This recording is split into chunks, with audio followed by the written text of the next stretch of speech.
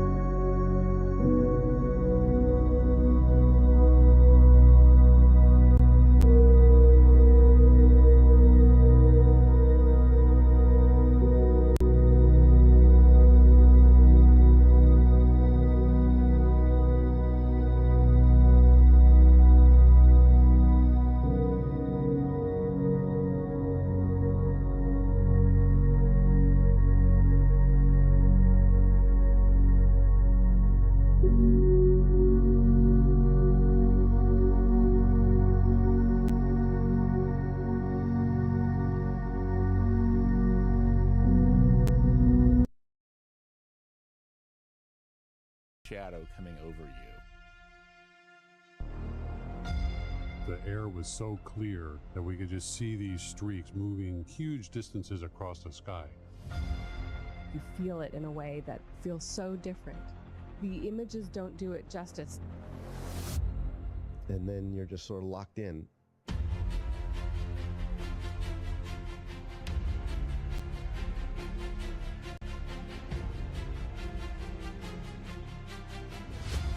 When you experience an eclipse, you feel that connection with space. Oh my gosh! Oh, look at the ray structure! The universe is out there and it's affecting us. We are in space. And here it comes, there's the diamond ring. And that is the most spectacular sight.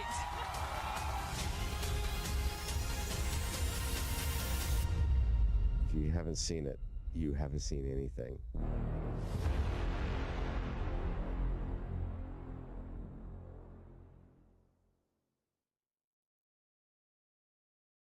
Hello, and welcome to live coverage of the celestial event of the year, the total solar eclipse. Over the next 3 hours, we will follow the moon's shadow as it races across North America. We are anchoring our coverage from the heart of downtown Cleveland, Ohio, just down the road from NASA's Glenn Research Center, the only NASA center in today's path of totality. I'm NASA's Megan Cruz, and this is NASA lunar scientist Sarah Noble. Hello. Today, NASA and the Great Lakes Science Center is hosting this free outdoor event for the community to experience the total solar eclipse together. You saw that beautiful aerial shot that we just had opening the show. We're seeing it again here. As you can see, we have a great fun crowd here. Yeah, we've been watching the crowd build all morning, and you can really feel the excitement starting to come now. Yeah, absolutely. The watch item, of course, is the weather. Beautiful right now here in Cleveland. It's perfect right now. It's perfect, yes. We woke up to rain and it cleared, but I don't know what we're going to get this afternoon. Yeah, Sarah, you said that with a little bit of trepidation, and that's because it looks like there might be some cloud cover around the time of the total solar eclipse here, totality, but we'll see. All right, so on your screen now is the first look at the eclipse from Mazatlan, Mexico, one of the first communities the moon's shadow will darken today. Right now, you see we're seeing a partial eclipse of the sun right now, but if you look at the upper left-hand corner of your screen, we're expecting totality there in about an hour and 4 minutes. And we want to thank our team of telescope operators spread out across North America. Because of them, we will always have a view of the sun during this entire broadcast, which is really awesome. All the way from Mazatlan up to Maine. Yeah, a very large swath, and we have it covered the whole way through.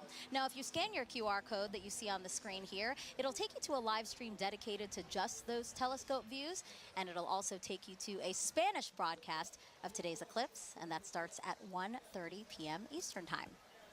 And Sarah, as you know this, all of the telescopes used for this broadcast have special filters on them, and those protect the operator's equipment and also the operators themselves, because if you view the eclipse without the proper protection, then it can severely damage your eyes. Yeah, that's right. We want everyone to enjoy the eclipse today, but we want them to do it safely. Right. So how do you do that safely? Well, you should be shielding your eyes with eclipse glasses like these.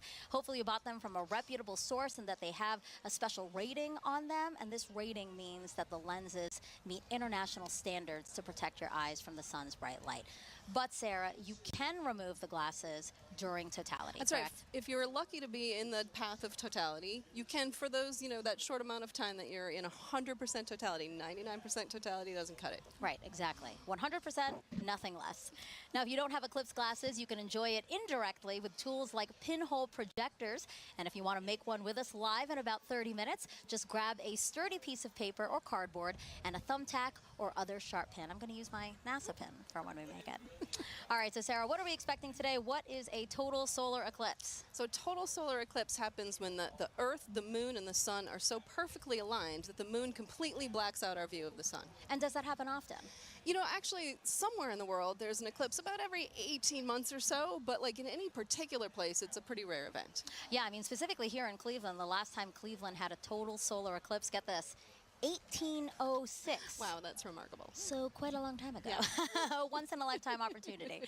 All right, but not everyone is going to be able to see the moon completely eclipsing the sun. That's right. Only those of us in this narrow path of totality. But just about everyone in the U.S. will get to see a partial eclipse today, weather permitting. Weather permitting, yes. I hope that Cleveland here and everyone else along the path of totality will be good and clear. Okay, so let's take a look at today's path of totality. It passes through parts of Mexico, 15 U.S. states, and southeastern Canada. There's an estimated 32 million people who live along the path, and not to mention the tens and thousands of people who travel to somewhere along it as well, like us. You know, you're from D.C. and I'm from Florida. And I feel very lucky to be able to get to travel to see this one. Yeah, absolutely. And we're going to have live reports from our correspondents spread out across the path, all excited to share this event with you. Some recognizable locations in between: the Indianapolis Motor Speedway, home of the famous Indy 500, and then also Niagara Falls, where officials expect up to 1 million visitors. Look at our team there waving at you. Happy to see you guys, and we'll hear from you soon.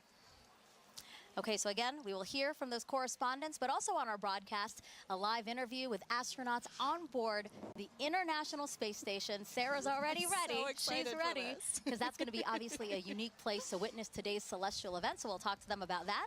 We're also going to explain some of the science NASA will conduct during the eclipse and why that's important to you. And if you have questions about today's cosmic alignment, use the hashtag Eclipse to send those in wherever you're watching us. We already have some questions from some kids. Excellent. And a celebrity. I can't wait to surprise you with who that is. All right, in addition to NASA's Eclipse event here, there are plenty more in communities across the country, so why don't we take a look at some of them now. All right, so this is the California Academy of Sciences. That's a beautiful place to witness. Wow, looks like they have great weather today. They're only going to get a partial eclipse there, but, you know, still, that is more than enough reason to get outside and enjoy some time with your friends and family. Waco, Texas, people have their seats. They're ready to go. They're all comfortable. I see some coolers there. Oh.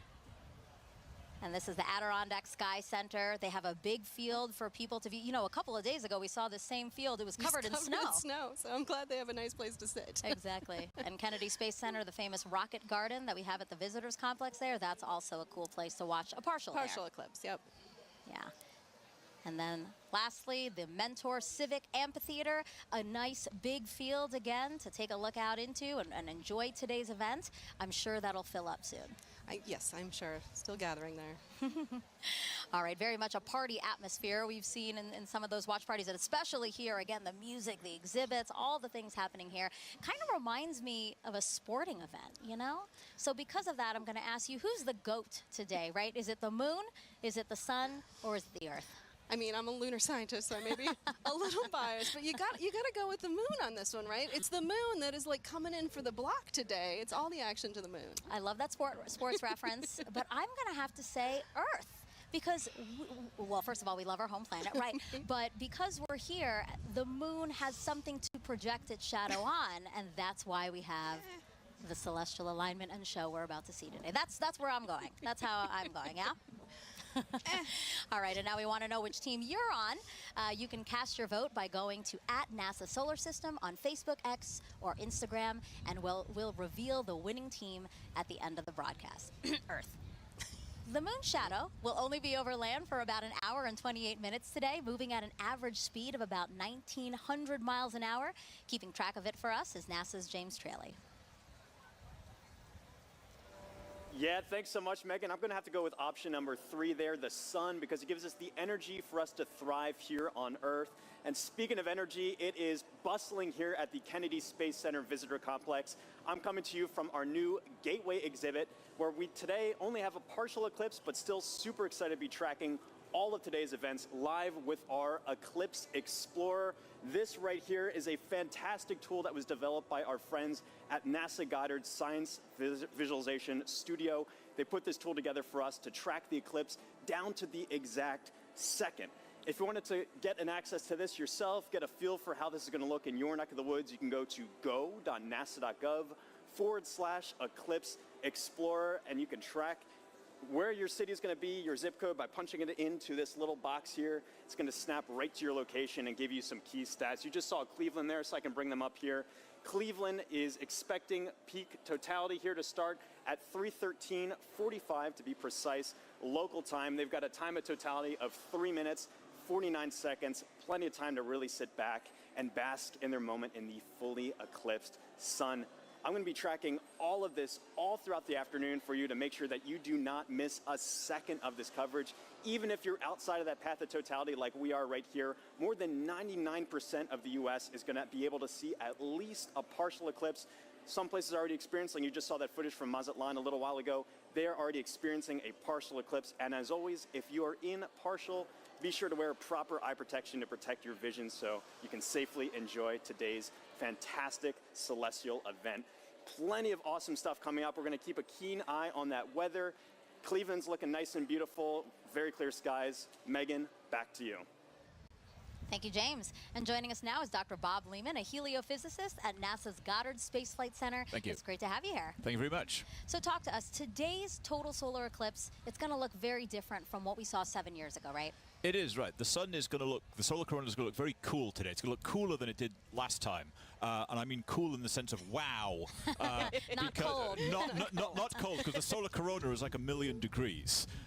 But compared to last time, it was close to the solar minimum, the minimum amount of magnetic activity on the sun. There's this 11-year or so cycle, and 2017 was closer to minimum, and 2024, April 2024 is pretty much close right to the maximum of that. So we're going to see the maximum amount of dynamism, of activity, and it's going to look, you'll see rays shooting out. And does that increased activity mean that we have a chance for new discoveries today and increased science? Sure. So in addition to the science that will be done because of the eclipse, just greater activity levels means that we have more chance to see what the sun is going to do, increased radiation levels, increased activity eruptions that will affect the Earth. So how does that affect the Earth, and how do we study those effects? What do we have, the tools, the assets to study those effects? Sure. So we call the whole general thing space weather, so we get increased radiation or what we call coronal mass ejections, chunks of the sun that blow off and hit the Earth, and those affect things like power grids and radio communications and GPS satellites, all of which are everyday real implications for that thing that's 93 million miles away. And how do you feel? You know, you're a heliophysicist. This is kind of like your Super Bowl. Pretty much, yeah. You are not the first person to say that to me today. and are we right? Pretty much, yes. I mean, this is it. I mean, 7 years, and I like to say there's the diving, trying to reach the goal line from the Super Bowl, what, 15, 20 years ago. That was like, totality, not totality, and yeah, today is it. I'm really looking forward to it. Yeah, absolutely. And we will have a whole bunch of fun here. Yeah, again, eclipses are a unique opportunity to really study the sun and how it affects us. So I know that, again, your fellow heliophysicists and really across the disciplines of science, I know that today is really special for a lot of people. It is, yes. Thank you, Bob. I really appreciate you being here. Thank you so much. All right, it's time now to check in with our first team along the path of totality. Here is Tahira Allen in Kerrville, Texas, a city so lucky it gets a solar eclipse twice in a single year. Thanks, Megan, and welcome to Kerrville, Texas. I'm Tahira Allen with NASA Communications. And I'm Gina DiBraccio, the Deputy Director of Heliophysics at NASA Goddard. We're live from the Kerrville Eclipse Festival, where tens of thousands are gathering to witness the second solar eclipse that has passed through this town in just 6 months. Now, this is incredibly rare, and people have traveled from all over the world to share in this spectacular moment right here at the crossroads of the eclipse. Now, Gina, we were lucky enough to be here last year for the annular solar eclipse. How does it feel to be back?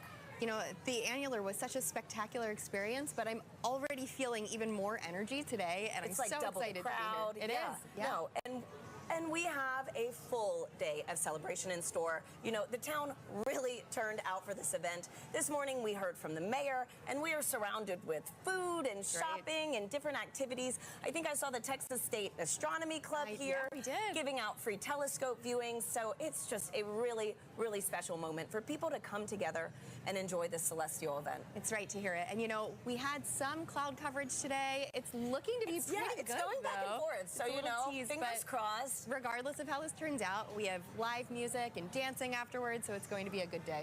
Absolutely, and you know, I mean, this is going to be my first total solar eclipse, and so last year was incredible with the annular. Folks, if this is your first total solar eclipse, let us know in the comments wherever you're watching. We'd love to hear it. So this is also a good time to remind everyone that it is not safe to look directly at the sun without specialized eye protection for solar viewing. Now that is except during the brief phase where the moon is completely covering the sun, and that will only be for those in the path of totality. Now we have a special guest that you might recognize popping in to share some important tips to make sure you stay safe during today's events. Hi Eclipse enthusiasts, Lance Bass here, and I want to tell you how to protect those eyes and stay safe during a solar eclipse. During these celestial events, the sun, earth, and moon are in sync, creating solar eclipses. You can look directly at the sun during a total solar eclipse, but only when it's completely covered by the moon for a brief period known as totality. This is a really special moment. At all other times, you should wear eclipse glasses so that you don't say bye-bye-bye to your vision. Seriously. And eclipse glasses are not the same as regular sunglasses. No, they're not. Safe solar viewers are thousands of times darker and will have a specific certification that you should look for right here. Don't be a space cowboy and try to look directly at the sun. If you don't have eclipse glasses, you can use an indirect viewing method, like a pinhole projector. You can make one of these with something as simple as an index card with a hole, or a colander, or even your hands. With the sun at your back, you can safely project an image of the sun through the hole onto a nearby surface like the ground. It's gonna be me who is wearing my eclipse glasses, and so are you. Now, you can't have an eclipse without the sun, the moon, and the earth. And as you heard from Megan and Sarah earlier, we've been hosting a friendly competition to see which one of these three teams that you're siding with today. Now, Gina, I feel like it almost goes unsaid here, but I have to ask. I don't want to assume. Which team are you repping today? You probably were going to guess sun. Oh, Team Sun. Who would have thought? You're right. No. So heliophysics, it's the study of the sun and its influence on everything. And it impacts all of our planets. And today, the solar corona is stealing the spotlight of the show. So Team Sun for me. I guess it really is the star of the show today. But you know what, Gina? I think I'm going to have to be a little bit biased too. Okay. So International Observe the Moon Night, which is NASA's annual celebration of all things moon, actually falls on my birthday this year. Okay. So I think I'm having a little bit of a lunar connection. All right, Team But Moon. for those watching, if you haven't joined the fun yet, you can vote for your Eclipse team on NASA's Solar System Facebook, X, and Instagram. We're going to be sharing those poll results throughout the show, so be sure to go vote for your team. Now, also during the broadcast, you can send us questions using hashtag Eclipse on social media. We have teams standing by online to answer, and we're going to be taking some of those questions live on today's show. Now, speaking about taking questions live, Gina, we actually had some kids send in videos before today's show. Oh, nice. So let's roll one of those right now. My name is Jonathan. My question is, will NASA do any experiments during the solar eclipse? Thank you. Oh, great question, Jonathan. Now, we have a bunch of different experiments that will take place during the eclipse today. So first, we're trying to study the solar corona. So we have NASA's WB-57 high-altitude research jet flying across the path of totality, taking pictures of that upper atmosphere of the sun, that corona, so that we can learn its composition, why it gets to be heated to extreme temperatures. But we also care about the eclipse's impact on Earth and the upper atmosphere. So we're launching 3 sounding rockets up into the atmosphere before, during, and after peak eclipse so that we can study how the atmosphere is changing as well. So, you know, we're studying it with a plane, we're studying it with rockets. Exactly. Any other way? You know, we have balloons, science balloons that are going up too, and we also have different ways that the public will be able to get involved in some of these experiments too. Thanks, Gina. And I actually have a great follow-up question to this. This is from Lisa on Facebook, who wants to know more about the sounding rockets. So they ask, why is NASA shooting rockets into the moon's shadow during today's events? Okay, let's talk more about the sounding rockets because they are a lot of fun. So the first sounding rocket will be 45 minutes before peak eclipse, the next one during that peak eclipse, and the final one after, 45 minutes after. And that's because we really want to understand the difference in density and temperature and these different factors in the upper atmosphere and really get a sense of how the atmosphere changes as the eclipse is coming and passes over. So we have all these rockets going up and it'll be a good day for that. Great, and hopefully we'll get to see a replay of that later on in today's show. That's right. Now, folks, it is really special for us to be back here in Kerrville, Texas, covering today's total solar eclipse. Just last October, an annular solar eclipse passed right through this town. Now, for a location to be at the crossroads of these two incredible celestial events is rare. Let's take a look at how the community has been preparing in the lead up to this big day. Kerrville is the eclipse capital of the state of Texas. It is known as being the capital of the Texas Hill Country. It's the epitome of Texas. Ranches, deer, beautiful streams like the Guadalupe here. Kerrville is very welcoming. It's a wonderful community. Tight-knit, small. It has about 25,000 people. Kerrville is blessed to be in that special square, the annular eclipse in 2023 and the total solar eclipse in 2024. We're talking about crossroads, you know, we get it twice. Two eclipses right here, right where I stand. It's statistically extraordinary.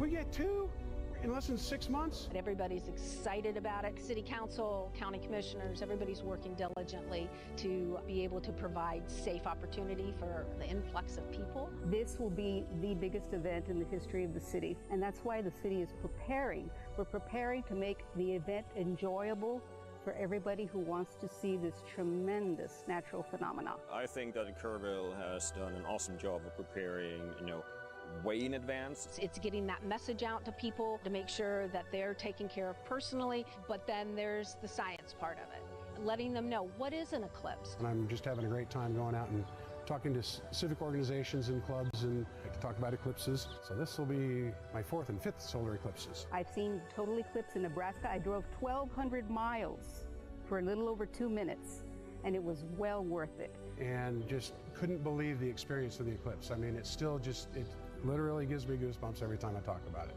It's a visceral, emotional experience that is just, you have to experience it to understand. I thought I knew what it would be like, but I gasped at the sheer wonder. It's going to be a, you're going to hear that intake of air and awe. It was the most beautiful natural thing I've ever seen. So to have an eclipse basically in my backyard is just, it's indescribable.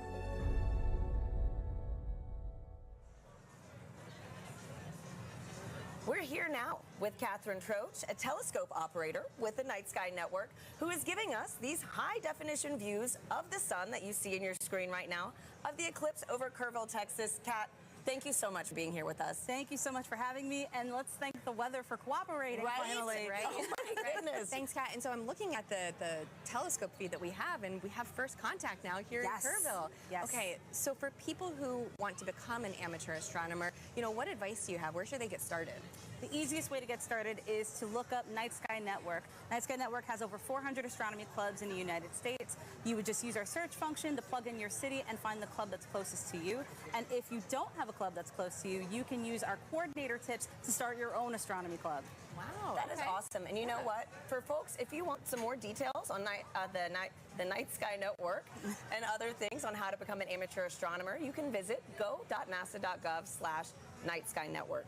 Now, a fun fact about today's broadcast that I absolutely loved learning was that so many of our telescope views that you're going to be seeing today are from amateur astronomers. And so, Kat, again, on this topic of, sky gazing, I heard that those in the path of totality might be able to witness more than just a total solar eclipse today. Could you give us a sneak peek on what we could expect? Absolutely. So if we have clear skies in the path of totality, as it gets darker, you'll start to see two bright points of light. That would be Jupiter and Venus. And then as we get to totality, you'll be able to see the fainter planets, Saturn, Mercury, and Mars. And if you're lucky, you'll be able to catch Comet 12P. Oh, what a crazy, like, cosmic alignment today, you know? So, man. Great. So for the amateur astronomers that actually want to view today's celestial event, what tips do you have for them? So, of course, you need to have solar protection, you need to have solar-safe glasses, and you need to have solar filters for your telescopes, your binoculars, your cameras. But you can also use indirect viewing, like a pinhole projector box, or you can use a disco ball. A disco ball? Yes. Wait, how does this work? Can you, like, walk us through this? So as the sun hits the mirrors, and it'll cast a little reflection onto the surface here, you'll see little crescent shapes as the eclipse progresses. That is incredible. We need to keep that disco ball. Oh, yeah. Right? No, seriously. So, Gina, didn't you say you could also use your hands That's at one right. point? You know, you can take your fingers and weave them together to let the light project through so that you can see the projection of the eclipse on the ground. Absolutely. That's fantastic. So a lot of different ways to be able to view today's event. There's no one wrong way to do it, unless you're just using to do it. Just do it. Just make sure you do it safely. Yeah. And so, Kat, too, you know, earlier you gave me a little reveal of your shirt, and it is too perfect for today's show. You know, could you give our viewers a little taste? Sure, no problem. So if you know, you know. If you know, you know. Totality going on at the moment. Love it. Thank you so much for being here, Kat. Thank you again for having me. Absolutely. And so now coming up soon, we're going to get our first views of the total solar eclipse as it begins in Mexico, sweeping across North America. We have correspondents all along this path who are going to bring you live into the action as it happens. First up, let's check in with Joy Ung in Dallas, Texas. Thanks to Harry and Gina. So welcome to the Dallas Arboretum and Botanical Garden. I'm Joy Ung, and as you can see behind me, we have a lot of people eagerly waiting for the total solar eclipse. It's so amazing to hear so many people talk about the sun and the moon, and what makes this day even special is that the eclipse gives scientists a really unique chance to do science.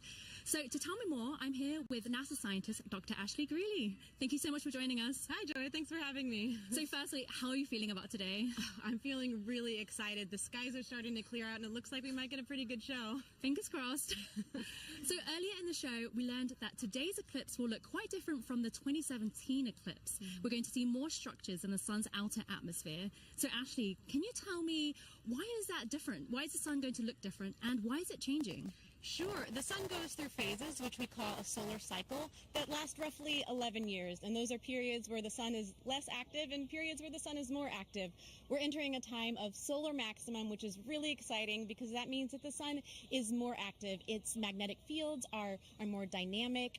We may see features here, such as streamers, which looks like little spiky wisps in the sun's atmosphere, which we call the corona, and then little prominences, which look like little pink arcs on the surface of the sun. Yeah, we're really excited to see this, and we hope that we'll see some really interesting features. There may be a little bit of asymmetry as well in the magnetic fields, and I don't know, I guess we'll have to find out in about an hour. So the sun is changing. So do those changes affect life on Earth at all? Sure, yes. The sun does affect life here on Earth. We have a term that we call space weather, which applies to the field of study of everything from the sun to the Earth and in between, and how that affects life here. We are fortunate that on Earth we are protected from things coming from the sun by our magnetic fields, which shield us from those explosions that come from the surface of the sun that we talked about. And those can result in really fun occurrences, such as the aurora. There can be some negative side effects, but those are mostly limited to things that are outside our magnetic fields. The storms from the sun can interfere with satellites, and it's something we really have to think about as scientists as we start to plan for putting humans on the surface of the moon or potentially sending them to Mars. Those energetic particles that result from the sun can impact humans, so that's just something that we have to learn about and take into account. So the sun is always there, of course, but why are eclipses a good time to study these effects called space weather? Yeah, eclipses are a really cool time for scientists to be able to study the sun. It's really hard to completely cover the disk of the sun in order to study the sun's atmosphere, especially that inner part of the atmosphere. We're really fortunate that here on Earth, our moon is just the right size and just the right distance from Earth that it can completely block out the sun's disk during total solar eclipses. So we're really able to observe that inner atmosphere in a way that we can't normally. So this event is really exciting for both scientists and the public alike, and that's just such a cool experience to share together. Thank you so much, Ashley. So if you're lucky enough to be in the path of totality, keep an eye out for that sun's outer atmosphere, the corona, and you'll know that you see these spiky features, and it's because the sun is heading towards its most active phase. So for now, let's head to our friends in Russellville, Arkansas. Jasmine, how are things looking on your side? Joy, things are looking absolutely fabulous in a very sunny downtown Russellville, Arkansas. As she said, I'm NASA's Jasmine Hopkins, and I am coming to you live from the Depot District, where the city is throwing a massive block party, all in celebration of the total solar eclipse. Now, people in Arkansas have great reason to celebrate because this is only the second total solar eclipse visible from the state since it was first established in 1836, and the next one visible from here won't happen for another 2 decades. So people around me are gearing up for what feels like a once-in-a-lifetime opportunity. Now, it's not just the residents of Russellville that are excited. On average, the city has about 29,000 residents, but for the past 8 months, they've been preparing to receive upwards of 100,000 tourists right here in the city. Now, of course, NASA has been a big part of that preparation, so to show you what we've been doing to help, I have a video here to show you. So we have been talking to the next generation of space explorers right here in Arkansas. We started off at Arkansas Technical University, and then we moved on to Russellville City Schools, where we spoke to hundreds of students all the way from 8th grade to 12th grade about this total solar eclipse. We had NASA's Marshall Space Flight Center, the Arkansas Air National Guard, the U.S. Space and Rocket Center, and even the Paris Observatory joining us all the way from France. Now, during that moment of totality, Arkansas will experience from 94 to 100% obscurity from the sun, and we'll have 4 minutes and 12 seconds to really soak in that fantastic cosmic event. Now, until that moment, of course, we are telling the residents to stay safe, keep those solar eclipse glasses on. But now let's go from Arkansas to Illinois with Blair Allen. How are things looking for you? Jasmine, we're super excited here because crowds are filing into the stadium, but the main story here is the weather. Everything looks absolutely good and clear for totality today. We're very excited. We're just hoping, just like 2017, a little cloud doesn't come in and obscure things. But I tell you what, there's been a total solar eclipse here in 2017. Observation did not stop at SIU. Joining us now are 2 SIU students who actually did some observing. This is Callie and Paige. Now, Callie, I know that you guys went to Australia in 2023 and you observed the totality using an interesting technique. Can you tell us about that? Yeah, so when we were in Australia, we used a sun funnel to view it, and what it does is it projects basically what the telescope is seeing onto a film. And so a sun funnel is just basically a funnel with 2 hose clamps and rear projection film, and it just projects the sun, and we actually captured a picture of totality as that eclipse was happening. And it's pretty cool because it allows other people, instead of having to go through the eyepiece, you get to see it. Pretty impressive. Now, Paige, you guys are going to do some observation today. What are you set up for here in Carbondale today? Yes, so we have 2 telescopes set up with the sun funnels for viewing for a select view of the public, and right now we're pointed at the sun and we're excited to see totality. Now, what are your odds on good weather? It's looking pretty good. I'm excited. Isn't that great? I'm so excited. I tell you what, one final question, because I know you're experts with solar safety, but Team Earth, Sun, or Moon? We're both Team Moon. Team Moon, Team Sun. I tell you, that's the best you're going to get, but we're all pro Eclipse. Back to you, Tahira. Let's go Team Moon. So, as you can see, folks, we've got a lot of exciting things in store all across this country, and that was only half of it. You're going to meet three more of our locations later on in the show. Now, Gina, we've got a ton of questions coming in online right now from our viewers. Yep. How do you feel about some Q&A? Let's answer some. Okay, perfect. Let's do it. So our first question is from Fair Cerritos on Instagram, who wants to know, how can I help NASA? You can help NASA by participating in the eclipse. If you can see it today, go outside, enjoy the moment, or download the Globe Observer app. You can do that right now before the eclipse crosses your path. You need a thermometer, and you just record the local temperatures and the cloud coverage. Fantastic. Globe Observer app. So thank you so much, Gina, and thank you to everybody sending in those questions. We'll take some more later on throughout the show. For now, let's check back in with Megan and Sarah in Cleveland, who are standing by with an out-of-this-world surprise. Yes, quite literally that, Tahira, because we have a special treat for our viewers right now. Joining us live in space, 250 miles above the Earth in the International Space Station. Everyone, please help us welcome NASA astronauts Jeanette Epps and Mike Barrett. Sarah, you've been waiting. I'm so excited. For this. Oh, there they are. Hello, everyone. Oh, Jeanette, Mike, thank you for joining us. It's a pleasure to join you guys, and I hope everybody appreciates NASA scheduling this eclipse to bring the world together. Yes, thank you so much to NASA, and thank you so much for joining us.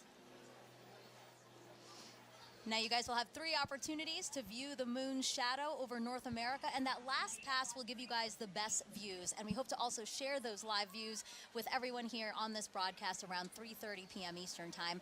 Now, Jeanette, I have 2 questions for you. Are you looking forward to being one of the few people seeing today's total solar eclipse from space?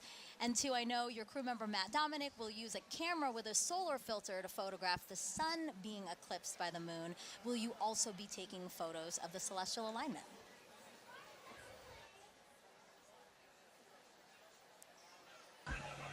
Definitely taking pictures of the solar alignment.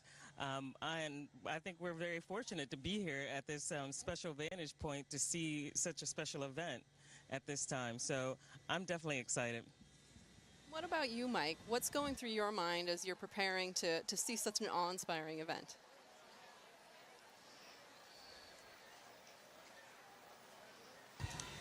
Well, admittedly, I'm a bit of an eclipse junkie. My first one was like when I was 19 with the homemade telescope in the desert, and a few since then. And actually, during the 2017 eclipse, I was on a chartered aircraft several hundred miles off the coast of Oregon watching it. And I got a strange bucket list, and this is one of the things that's on it, to actually watch an eclipse shadow cross the Earth from space. So I'm ecstatic to see this box gets checked and just to see this amazing thing from up here. Yeah, the fact that that was actually a box on your list is pretty amazing. And then now it's getting checked. So, for those wondering, this is what the moon's shadow will look like to Jeanette and Mike. We're going to show you video taken from the space station of the total solar eclipse in 2017. And you can clearly see the shadow moving across the top of your screen there from left to right. We actually sped up the video so you can see more of that transit. This would look a lot slower to them, but really cool. Jeanette, eclipses give us a unique opportunity to study the sun and how it affects the Earth. Can you tell us about the atmospheric waves experiment attached to the outside of the space station right now?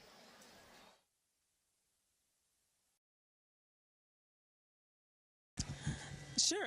We have an atmospheric wave experiment that's going on now, and what it looks at are these atmospheric gravity waves. And these waves transport energy and momentum up through the climate system. So with the imager on the atomic wave experiment, we're going to look at how these atmospheric gravity waves impact our Earth's climate, how it can impact our space and global and all of our comms, how it can affect our navigation system. And so over the next 2 years, researchers will use an infrared imager to look at the global distribution of these waves as well as their characteristics.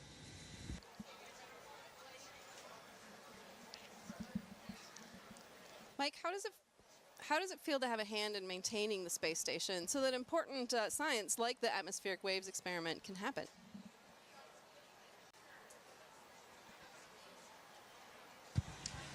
Well, of course, the main reason we're up here is actually to conduct that science. We maintain the station to keep this platform what it should be, what it was built to be, which is a vibrant laboratory, which covers so many different disciplines on the inside and the outside, like the gravity waves experiment. I mean, it's an honor and a privilege, as much as anything, to have a hand in that science, and we end up being basically the eyes, the hands, the on-site presence to conduct that science. And we get to be the first to see results of just amazing things that are years in the making by a bunch of really smart, ambitious scientific teams on the ground. So that's really where the joy is. Maintaining the station is just like maintaining a research ship, something I actually quite like. So I feel very much at home in that role. It's still blowing my mind. I mean, we're here in Cleveland, Ohio, live. You guys are up in space in the International Space Station. I can't believe the opportunity that has been afforded to us, and I hope our viewers really enjoyed this time with you. And I hope you enjoy the show from up there.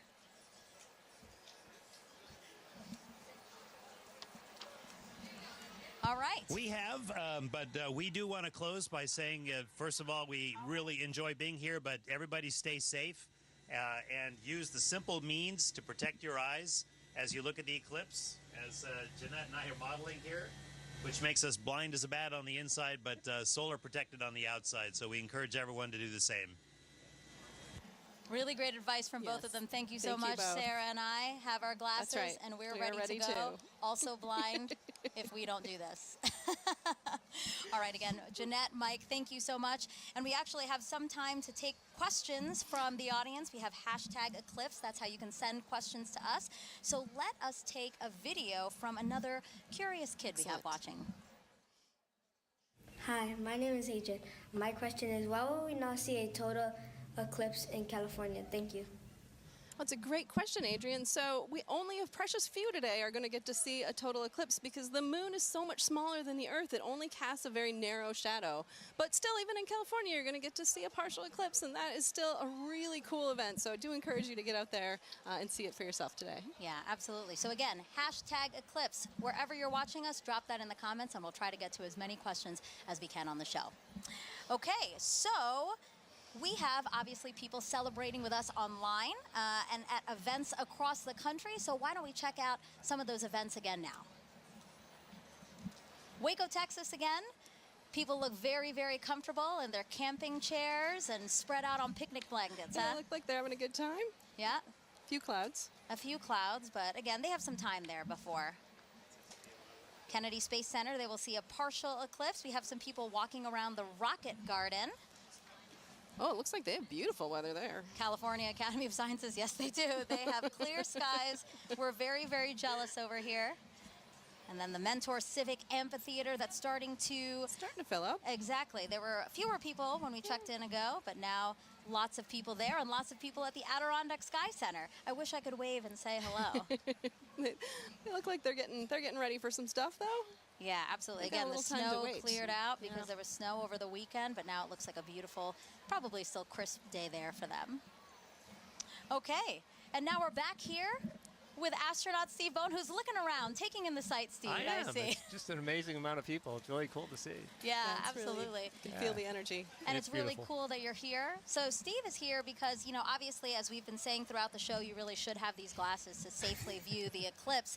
But if you don't have glasses, that's why Steve is here. So Steve, I see that you brought some supplies for us. I did. I have a little bit for everybody, and we'll see how we can do here today. All right. So this is like a pinhole viewer, and so it's basically a pinhole camera. I don't know if you ever had to do that when you were a kid. Is make a little camera by basically poking a hole in a piece of paper. Okay. And then using that to focus onto a screen. Okay. And so we all have pins here, I guess. Yes. So we have a paper plate, we Yeah, have Eclipse pin. index card, and we have pins. And I have my Crew 6 pin. Nice, nice. All right, so what do we do, Steve? Basically, all you have to do is poke a hole in the cardboard. Okay. And the sides of the hole will determine the focal length, the focal distance of your viewer. And it Okay. has to be big enough that the light will come through. And it's sometimes hard to do if we don't have like direct sunlight. So you want to make sure you have a big enough hole. I think that'd probably be enough. Yeah. And then what you'll end up doing, if we had the sun, you could basically over your shoulder, don't look at the sun. Sun behind us. Sun behind us. Yes. And so you hold this up, and you'll see, you can actually get, there it is. I can see. We do see it with the lights, the studio Yeah, lights. you only need a little bit, and then depending on how far in and out you move it, and the size of the hole, that gives you your focal length. Got it. Just like a lens. And basically, like we're saying with the studio lights, if something were to pass over the studio lights, that same shadow essentially would be projected through Absolutely. the index card right now. That's how you safely watch it. That is a good, safe way to watch it. There's a lot of other ways to see it as well. I know And, that. oh. I have that. Come prepared. Colander, right? Yeah. So that's a lot of fun because if you're in an open area like this today, and you don't have your glasses or you just want to see something really cool, again, put it over your shoulder and hold it, and you'll get a big array of all those little eclipses happening on the ground below you. Yeah, actually, I think we have a picture of that. I'd love to see that because really it is Yeah, a it's very, pretty. perfect. Look at Yeah. that, Steve. Oh, yeah. Well, I mean, even if you don't have anything, right, you can actually use your hands to make your own sort of improvised pinhole cameras. Absolutely.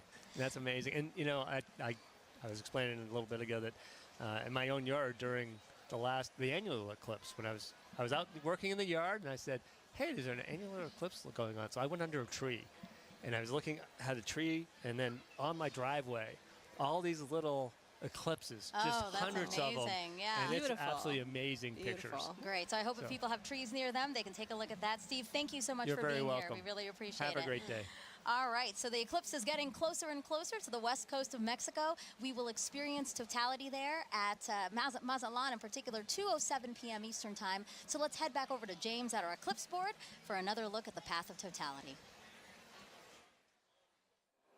Yeah, thanks so much, Megan. A lot coming up very soon, and make sure you know exactly when to go outside to observe that totality if you're on our path, or even right now if you're experiencing a partial eclipse. I've got in our Eclipse Explorer here, I can zoom out just a hair here to show you this. I've got our penumbra on, so this is all the places inside here already experiencing a partial eclipse. You've been seeing some great feeds from our camera in Mazatlan, Mexico. They've been experiencing that kind of crescent sun for a little while now. They're just about 20 minutes out from actually experiencing totality itself.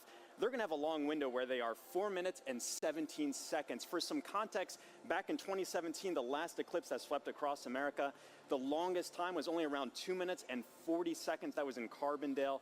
This time around, some very long times, just a little bit northwest of Torreon, Mexico. They're going to get upwards of 4.5 minutes.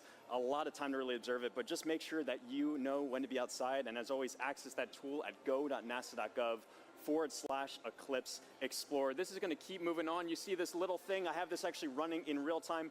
This is our shadow of totality. This is going to continue to move further and further to the northeast and actually make landfall in just a few moments in Mazatlan, Mexico. As you've seen all throughout the broadcast, we've got correspondents all up and down the U.S., all the way up to Maine, covering this live. Very excited to continue tracking this. Make sure you know what's going on here. But for now, back to you, Megan. All right, thank you, James. So now let's introduce you to more of our correspondents along the path, starting first with NASA's Lauren Ward, standing by to show us what's happening in Indianapolis, Indiana. That's right. Thanks, Megan. We are at the Indianapolis Motor Speedway in Indianapolis, Indiana. It is a gorgeous day. Behind me, I have over 50,000 people here to spectate today. Today, we are waiting for a spectacle that is of a celestial kind. Of course, this is most known for the Indy 500, but we are waiting for something a little bit special today. With me, I have the 2016 Indianapolis Motor Speedway winner, Alexander Rossi. Good to see you. Good to see you. Thank you so much for having me. It's great to have you. So the Helio Big Year is a celebration of sun science and how the sun touches everything, including IMS. So tell me, the track when you're doing a qualifying round is about 4 minutes long, which coincidentally is the length of totality. So tell us, what is it like being on the track?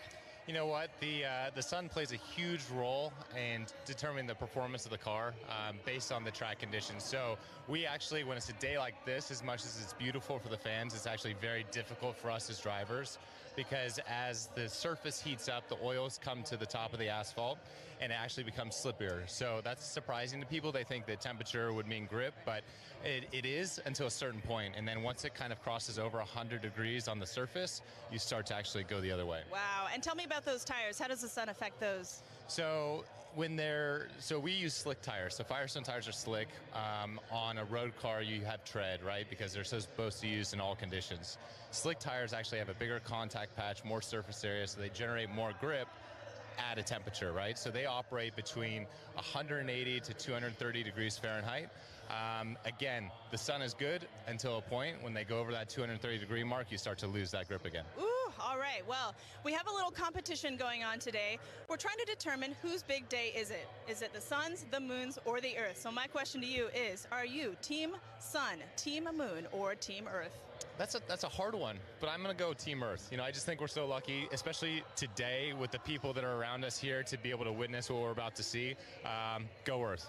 Go Earth. You heard it here first. All right, guys, thanks. We'll be back here. Daryl in Niagara, over to you. All right, thank you very much, Lauren. Just 500 miles northeast of you, we are here at Niagara Falls, right next to the Niagara River. This is a special location for a lot of people because it is a once-in-a-lifetime opportunity to see a natural wonder set against a celestial one, the solar eclipse.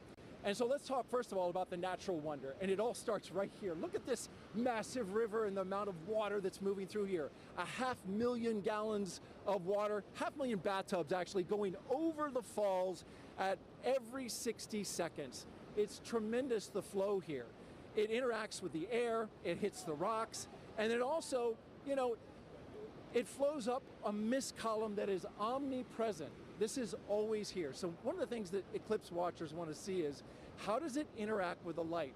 Will we have a pink rainbow because only prominences from the sun will be seen and they're pink? We'll have to see about that. One thing we do need is a little bit better cloud clearing around here, because we do have some cloud cover. But that's okay. People who have gathered here are excited and they're hopeful that it will clear. Who's here? Well, I want to show you our camera from about 500 feet away. Look at all my friendly eclipse watchers. Are you guys ready for an eclipse? Yeah!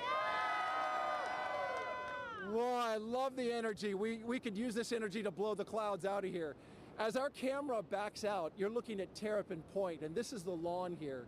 It's roughly the size of a football field, and everybody who's here, a lot of people came in at 6 a.m. this morning. They currently cut off the park from anybody from coming further into Goat Island here. So this is the max capacity that we're at right now.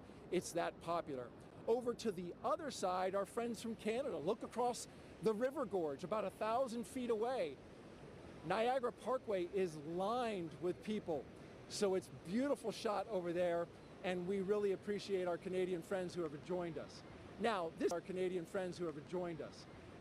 isn't just about the solar eclipse. We've been here for the past week, and we were at locations all across Niagara Falls, 12 to be exact. Take a look at this video.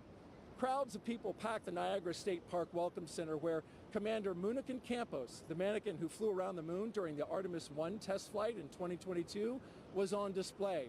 Our partners at the Canadian Space Agency sent kids virtually to space all week long. And NASA experts from the Kennedy Space Center gave presentations and talks at places like the Niagara Aerospace Museum and libraries across the area. The outreach was a huge success, with thousands of people participating in the events and passing through our exhibits.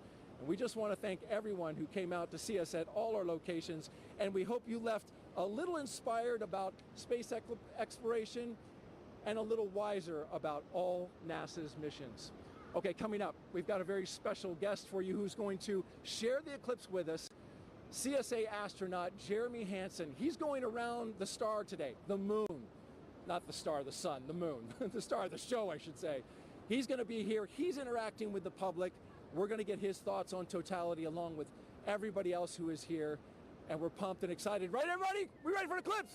You can hear the excitement. All right, now I'm going to send it 800 miles to the northeast to my colleague Angelique Herring, who is in Holton, Maine, where I hear you have some pretty good weather.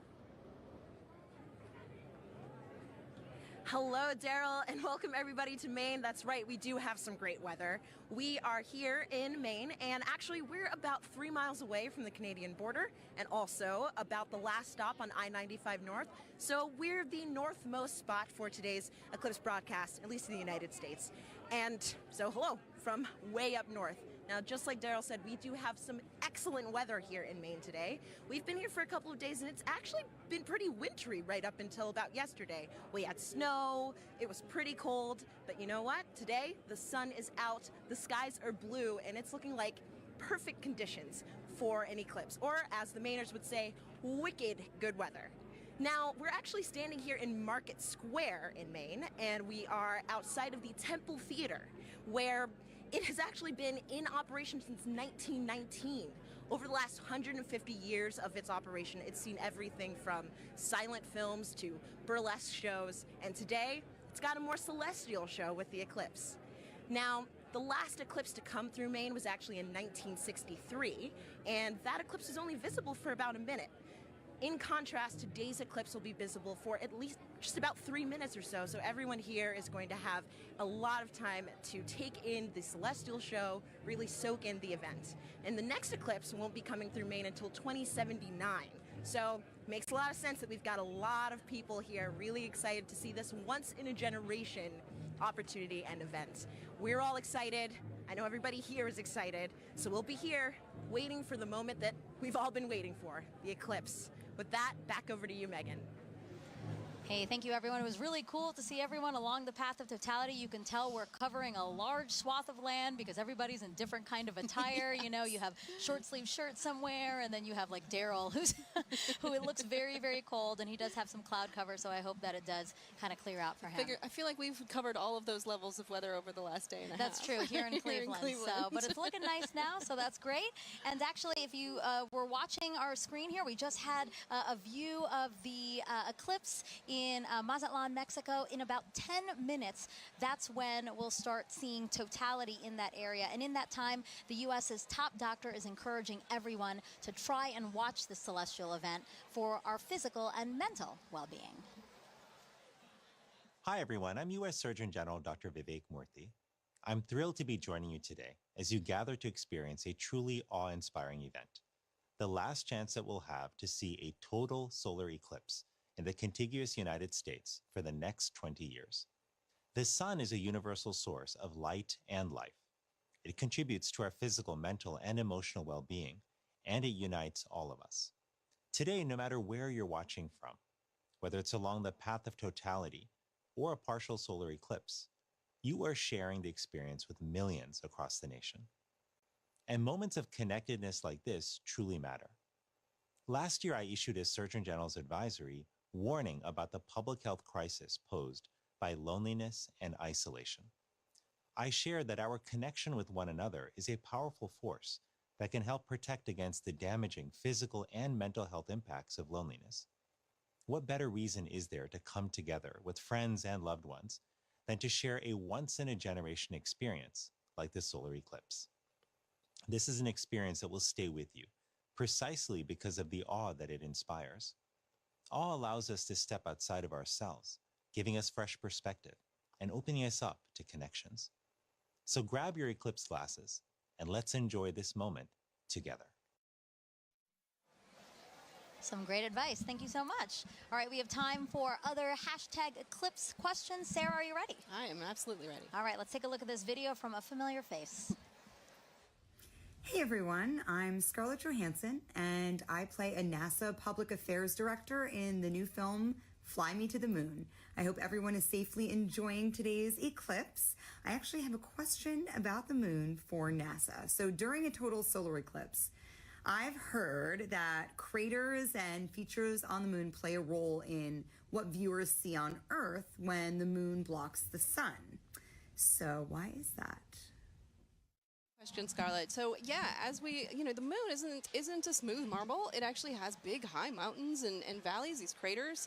And as we approach totality, sometimes you'll hear people talk about Bailey's beads. And these are the last few moments of sun creeping through those deep valleys just before we hit totality. Yeah. Absolutely. Thank you so much. It's so great to have you here to answer some of these questions, and we plan to take more. If you send them in, hashtag eclipse again. Okay, if you're just joining us, I'm NASA's Megan Cruz, and this is NASA lunar scientist Sarah Noble.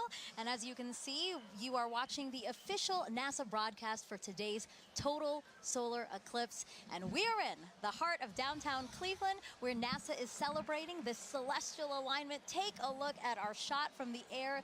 That is how many people who are just here at the Great Lakes Science Center alone. So many more spread out throughout Cleveland because, again, the last time this city had a total solar eclipse was 1806. But again, just down the road, we have the only NASA center in the path of totality.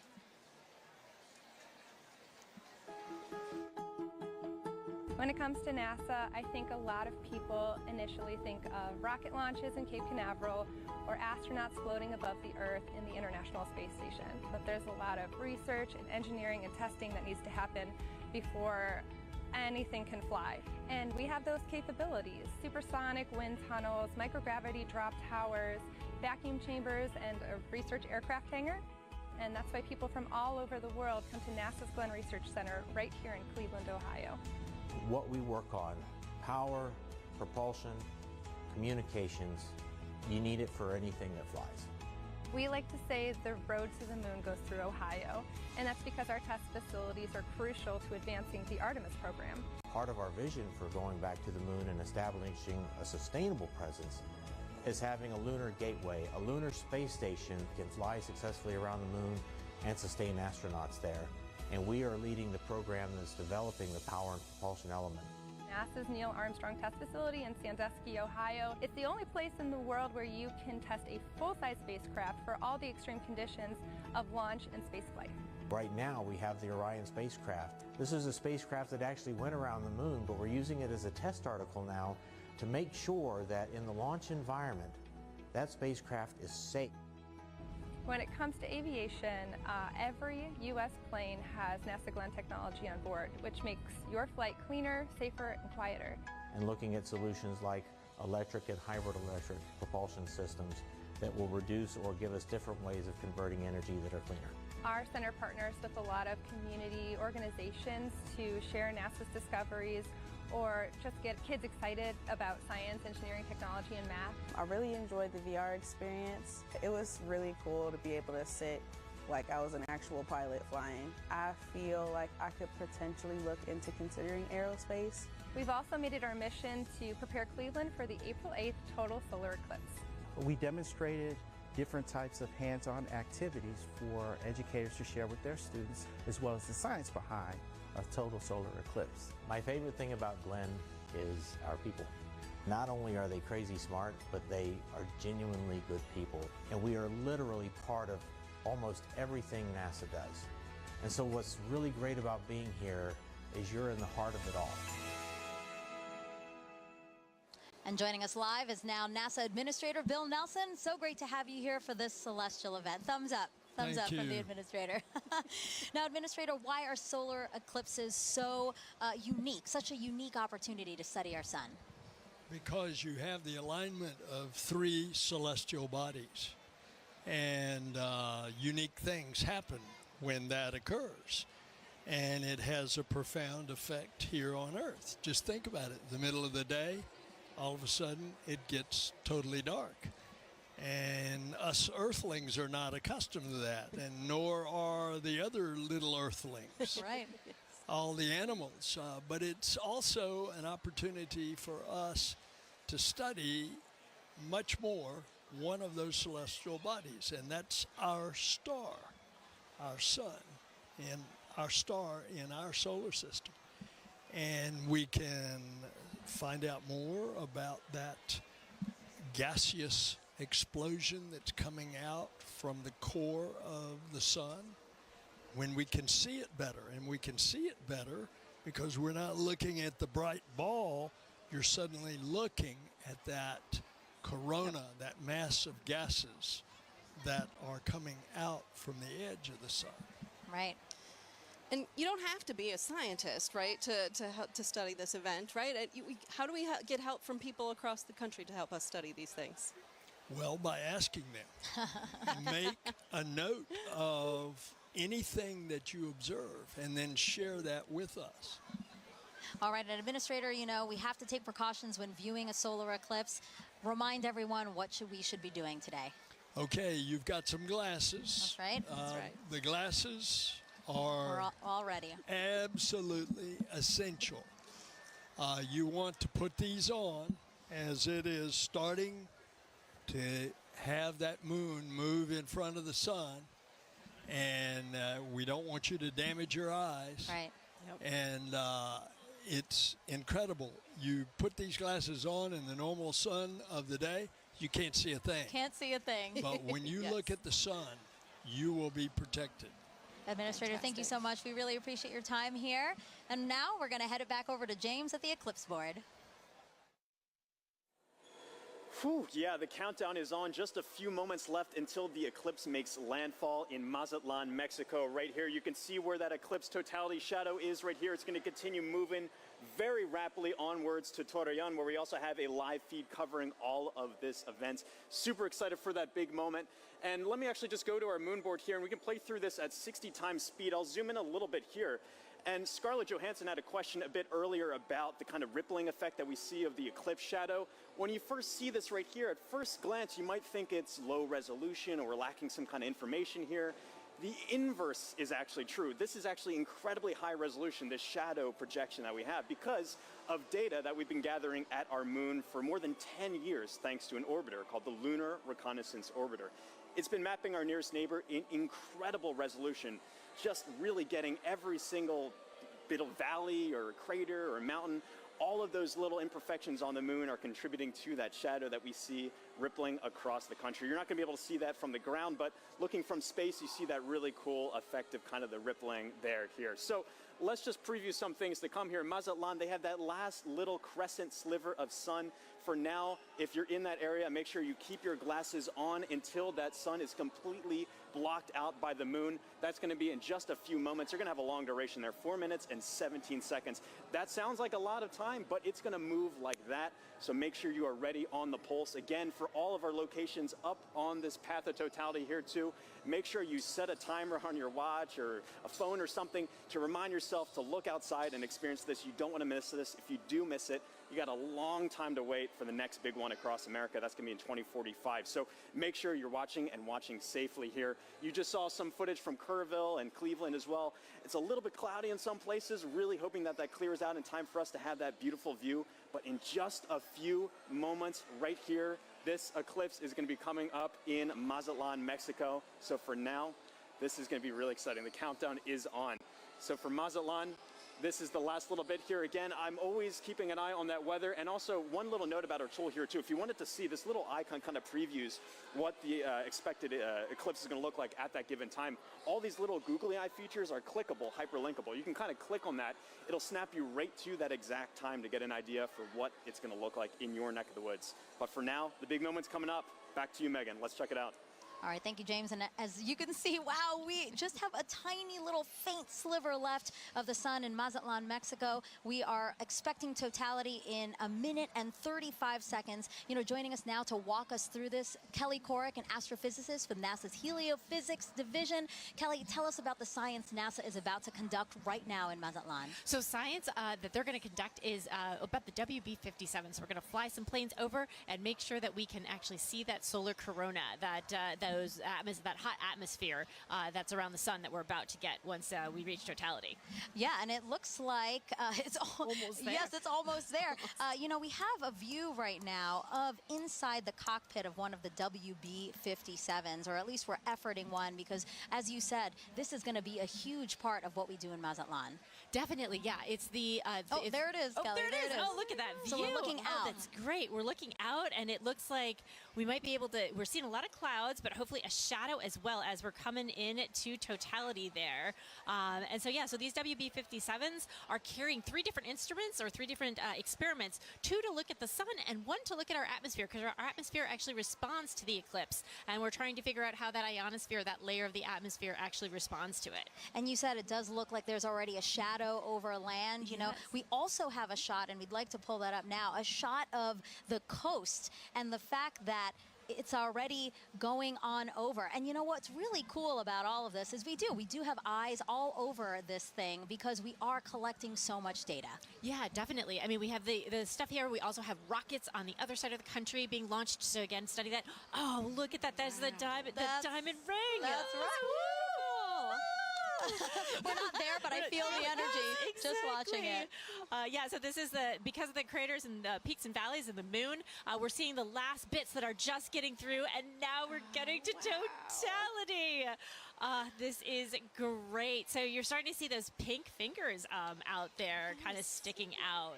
Wow. So again, totality here in Mazatlan, Mexico, the first community in North America to experience the moon completely eclipsing the sun. And if you are in Mazatlan right now, it is now safe to remove your eclipse glasses for the next 4 minutes. And you mentioned some of those pink filaments that we're seeing, right? Can you talk us a little bit through that, Kelly? Yeah, so those pink filaments, because they're helium-rich, that's why they're appearing pink, and they're hanging out there. Those could be the start of space weather. So there are lots of tons of material, billions of tons of material that could possibly be one of those explosions for space weather, the reasons why we really study the sun and try to understand how to live with the sun. Well, can you explain why space weather is important to us here on Earth? Definitely. So it's not just satellites that are interested in space weather. It's also our power grids, because of those energetic particles coming from those big explosions that could happen in the sun. That could damage our power grids. It could also do things like interfere with GPS signals. And I know we all use our phones to navigate everywhere. So if we didn't have that, that would be a big problem. So we're looking to understand it better so we can all mitigate all those things. Some of the movement we're seeing here is just our telescope operator adjusting, because again, they needed to make some changes for before totality. Now they're viewing it a different way, and then after totality, we might see some shakes there as well. But I really just cannot believe how crisp it is. As we said, it's not a marble, but I mean, just the view of it is so crisp with these little, again, those filaments are just amazing that we can see that to such accuracy, you know? Right, definitely. And also the white fuzz. I mean, you're seeing something that's 1,000,000 degrees just hanging out all around the sun. And, you know, 3 billion Earths can fit inside of there. So there's a lot of atmosphere there, all around there, just hanging out, being very warm. And so, you know, one of our mysteries is, and one of the B-57s are addressing. There you go, WB-57, our pilot.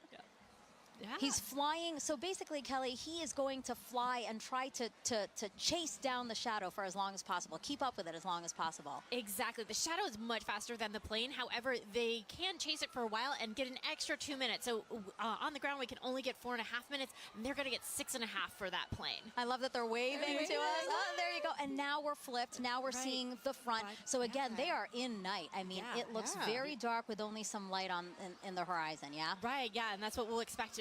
Wherever we see totality is the night sky is very dark. You might even see some planets or stars, and then you'll see like twilight all around at 360 degrees. What an amazing vantage point as well. My gosh.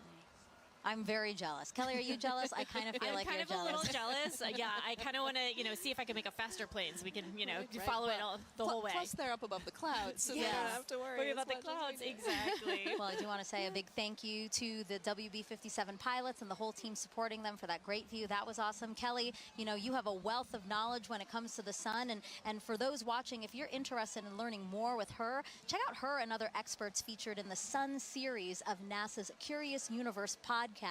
And that QR code will pop up on the screen, and that'll take you straight to the episodes. Again, look at that double box we got there. We're showing you amazing views during this broadcast. A big thank you, actually, to the Solar System Exploration Research Virtual Institute, or SERVI, for providing the telescope views from Mazatlan. Yeah, the SERVI team down there, the SERVI team is based out of Ames, but it is a collection of teams across the country and across the world that are sort of studying the intersection of science and exploration, helping us get ready for our next trip with humans to the moon. Yeah, that's amazing. Okay, totality is actually about to end in Mazatlan. Let's keep watching our screen right now for, again, what are we watching for, Kelly? We're watching for the diamond ring effect. So that's when the first bright light, we're starting to see it on this side there. So you're going to put your glasses on right now to protect those beautiful eyes, because now we're going back to the partial phase. Whoa, that's amazing. Wow. Yep. Kelly, that's a filter, by the way, everyone. That's why we're seeing that. But when you said put on your glasses, I'm so trained now to do it that I almost did it here in Cleveland. No, we're fine in Cleveland. We're still in Mazatlan. Again, what we're seeing is because we needed to adjust the filter now that, again, it's basically like putting on our glasses. The way that you said people on the ground need to put on our glasses, our telescope operators need to protect their own eyes as well as their equipment. Exactly. Well, thank you so much, Kelly. I really appreciate your time here with us. It was so fun to learn about the science and actually see the first eclipse come for North America here. So thank you so much. Thank you. All right, as you can see, there's a lot to learn about our sun and eclipses. So to explain it all in a really fun way for kids, NASA developed a clever game called Snap It. We have another QR code coming on your screen right now. Just scan that code, or if you're watching us on your phone, all you have to do is screen grab it, press on it later, and you can check out that game. Also the website, if that's easier for you, go.nasa.gov/snapit. Okay, so NASA can predict the total solar eclipse's path to a high degree of accuracy because of a spacecraft that launched nearly 15 years ago. This same spacecraft is now helping our Artemis II astronauts who'll be orbiting the moon next year.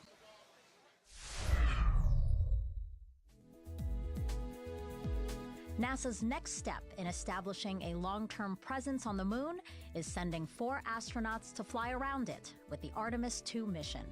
Part of the crew's training has been to study images from NASA's Lunar Reconnaissance Orbiter, or LRO. The spacecraft launched in 2009 and continues to use 7 instruments, including a high-resolution camera, to help us learn more about the moon's surface. Because of LRO, we now know more about the moon's topography than any other planetary body in the solar system, including Earth. The Artemis II crew used LRO data and photographs to learn how to identify lunar landmarks they'll see from orbit and to seek out sites of scientific interest, like possible landing spots for future explorers. While helpful for planning Artemis missions, people back here on Earth also use LRO to predict the shape of the moon's shadow, or umbra, during total solar eclipses. The moon's shadow will change throughout the eclipse, depending on the lunar terrain and the elevations of observers on Earth. People may even see what looks like an arc of solar diamonds around the moon as sunlight peeks through lunar features like craters. That's a look at your Artemis Moon Minute. All right, joining us on the host desk now is a familiar face here. Oh, actually, we have, sorry, Snoopy. Oh, I just revealed that it's Snoopy. Well, I just want to wave real quick to the crowd here at the Great Lakes Science Center, just outside of our host desk, waving at us, waving at the camera. I'm waving back at them like they can see me. But I did just spoil the surprise. We do have Snoopy here, our Chief Safety Officer here at NASA, and he's here to tell us how to safely watch the eclipse. So, Snoopy, if we were to watch the eclipse today before totality, what should we do? That's right. You should have your glasses on. That's right. Well, and what about during totality, Snoopy? Can we take them off then? Yeah, let me help you out here. Oh, Snoopy, there I can see your shining bright eyes. I love Snoopy. He's so funny. Now, Snoopy, I have to ask you a question, okay? So today we've been polling everybody, asking for the total solar eclipse today, who is the big star of the show, right? Is it the Earth? Is it the Earth? Is it the moon? Is it the sun? Okay, but you have to pick one. You have to pick one. You have to pick one. You don't want to pick one? All of them. All of them are great? That's right. Snoopy, thank you so much. I know you're super excited to see the total solar eclipse today. We're glad to have you here. Bye. All right, now let's head back over to Tahira in Kerrville, Texas. All right, thanks, Megan. I mean, what an incredible view from Mazatlan, Mexico. That was amazing. And folks, as you can see in your screen right now, we are less than 1 minute away from the eclipse crossing over Torreon, Mexico. Gina, how fast is this moon shadow moving right now? I mean, it's flying. It's going about 1,900 miles per hour as we're chasing it across the U.S. That is incredible. And so, you know, in Mazatlan, we were able to see the diamond ring effect. That's right. It was beautiful. Beads. So hopefully we'll be able to see that in Torreon right now. Yeah, we're watching that live feed. Yes, just to see this sliver crossing over the moon. That's right. We're getting so close there. Hopefully we'll see that diamond ring too. Wow. Look at this. And so we're about 10 seconds away. Here we go. Let's take it in. Wow. What a spectacular. It's going into totality. Wow. There you have it. We are in. Yep, that diamond ring came through, and we see a little bit of those Bailey beads too as we're looking at it. Those kind of the lights trickling through around the surface of the moon, coming through the peaks and valleys. So what are we viewing on the left-hand side? This almost pink color effect. Right, and so as we just heard from the last totality, you know, these pink fingers are popping out a little bit, and those are those solar prominences. They're appearing pink because of the helium rich, but we can see it. Let's focus on the corona here, that glow that we're getting, and we can see basically these streams that are coming out, a lot of that energy and brightness that we do not have the ability to see on a day-to-day basis. So with this total eclipse, we're able to see that corona nice and bright coming through in Torreon. That is just a magical view. Oh my goodness, It is. Gina, okay, and so we've got so many questions coming in online right now from viewers watching this. Our first one is going to be from Justin, who wants to know, you know, right now we are seeing a pretty clear and spectacular view of a total solar eclipse. Yes. But Justin wants to know, what will it look like if it's clouded over? Right, so the view that we're getting right now, you won't be able to see that if it's clouded over, but you will have effects going on, right? You'll get a change in the temperature, so the temperature will drop. It'll still get darker as well. It's already getting dark here in Kerrville. I mean, we have some cloud coverage, right? And we're feeling a little extra wind. It's noticeably darker despite the clouds that we have, so you'll get some of those environmental effects, even if it's cloudy where you are. And so a great follow-up, you know, we've got Halloween Ghoul on YouTube who wants to know, again, Will the temperature change during totality, which I know you mentioned that it will get a little bit cooler. Yes. But do you know about how many degrees we can expect? Yeah, you know, it depends on the location, the humidity, multiple factors, but it can change by about 10 degrees or so, depending where you are, maybe even a little bit more than that. And, you know, we're feeling a little chilly kind of where we're sitting compared to what it was earlier. And, I mean, I'm just staring at this view of totality that we have in Torreon. So we're about halfway through totality right now in Torreon, Mexico. And again, I know folks said that this is almost double totality than 2017, right? That's right. That's right. And so in 2017, we had a little more than 2 minutes. So we're lucky enough this time that we have over 4 minutes in some places, too. This is so beautiful. And so our next question from Sibel on Instagram wants to know, why is the sun more active right now?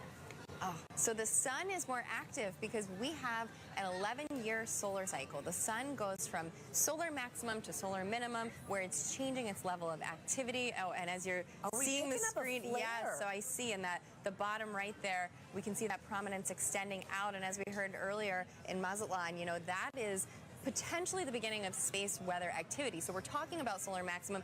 If there's a time to see any of that space weather activity during the total solar eclipse, this is the time to do it. So let's watch that as we go through totality in our other locations too, and maybe we'll be lucky to see some of these features change for us. That is so beautiful. It is.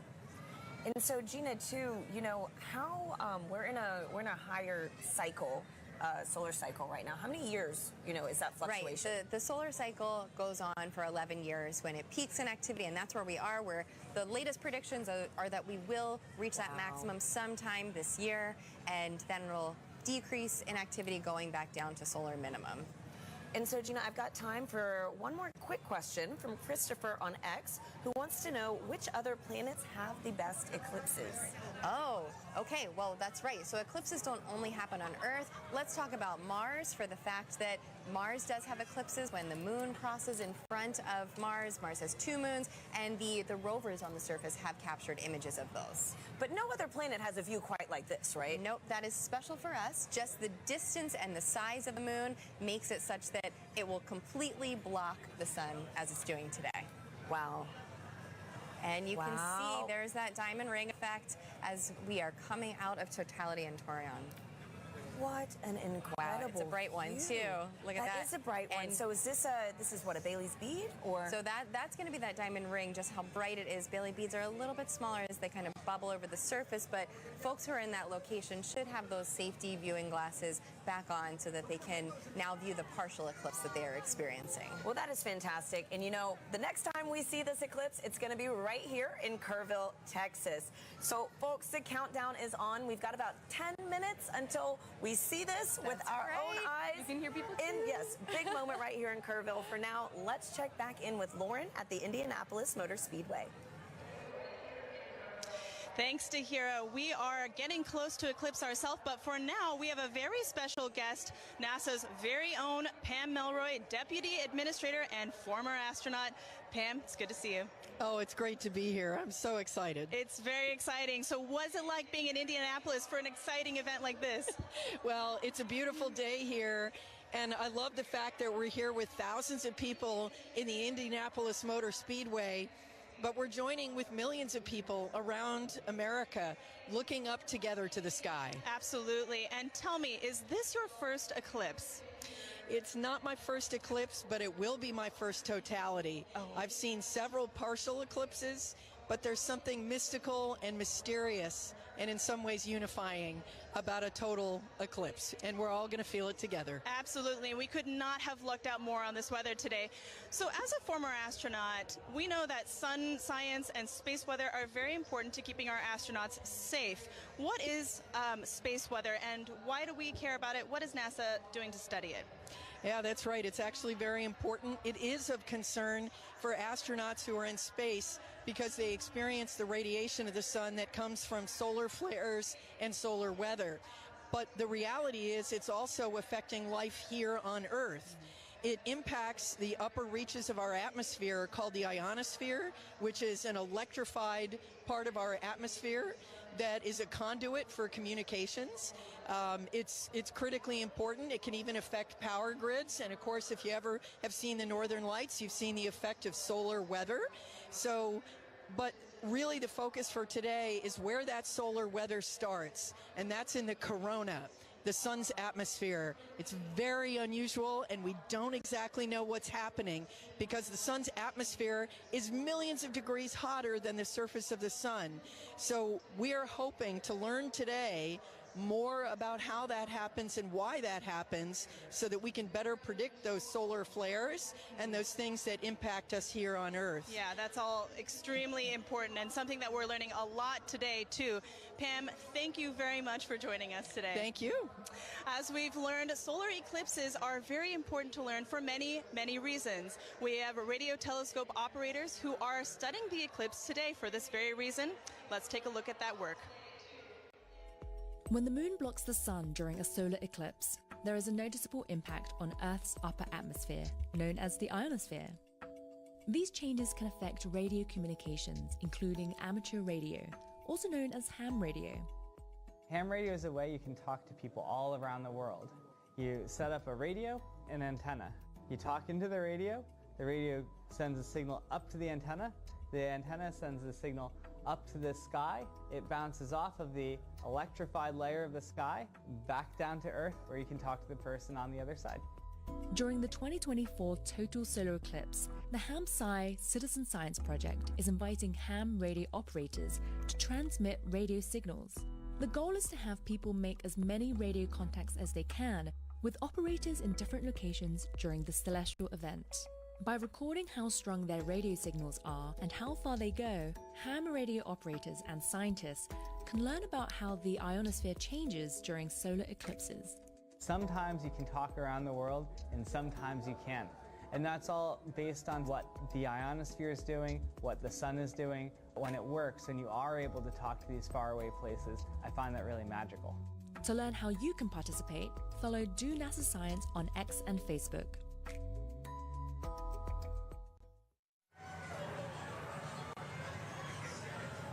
And we are minutes away from the total solar eclipse over Kerrville, Texas. The temperature is dropping. As you can see, I had to throw on a jacket. The sky is dimming. We're on the edge of our seats, and we are joined now with astronaut and commander of the Artemis II mission to the moon, Reed Wiseman. Reed, it's an honor to have you here. Thank you. The crowd noise, like the fact that the sun is behind the clouds most of the time and peeking out, it's so wonderful. I know. Thanks for being here, Reed. As you can hear, like, we are ready. We are right there. So exciting. So tell us, Reed, obviously everybody is excited, but have you seen a total solar eclipse before? Never a total, so I will share this darkness with you and this whole crowd the first time. Oh my wow, gosh, this is incredible. That's so, great. too, what considerations do you and your fellow Artemis astronauts need to think about when related to the sun when traveling back to the moon? Well, it's great to see Pam Melroy on your last clip, a dear friend of mine, so it was nice to see Pam's face over there. But when we're heading out to the sun, it's really radiation is our big thing that as we're heading out to the moon, it's really the solar radiation that we're most thinking about there as the danger from the sun, and the Apollo astronauts dealt with it, and we've dealt with it for a long time on the International Space Station, and we have a lot of data from the moon, from our NASA probes that have gone out there and collected, so we think we know what we'll encounter. Great, okay. And tell me, Reed, how does it feel to be the commander of NASA's first crewed mission going back to the moon since Apollo? I'm flying with Victor Glover, Christina Cook, and Jeremy Hansen. The Dream team, yes. I know, so every day that I go into work, I won't say every day is easy, but every day is fun, and I'm flying with people that have principles, they have integrity, and they have just so much knowledge and professionalism. It's a dream come true. And getting to work with the whole team, the international team, it's the best. Wow. Well, thank you so much for being here with us, Reed. Really quickly, do you have any advice for anybody that might want to follow in your footsteps one day? We always say that you have to find that job that you love, go all in on it, live your best life, be as good of a professional as you can, and someday apply for the program. And we look forward to seeing your application come across our desk. Thank you, Reed, and good luck on your upcoming mission. Thank you. Great to be here. Now, if anybody feels like reaching for the stars, NASA is actually currently accepting applications to be an astronaut. You could one day travel to the moon and eventually to Mars. From teachers to scientists to even those in our armed forces, we are looking for a diverse group to take humanity farther into the cosmos. You can apply now through April 16th by visiting go.nasa.gov/astro2024. Now, timing is everything when it comes to pulling off successful science during an event like today. Let's hear from a very special guest who also knows a thing or two about perfect alignments.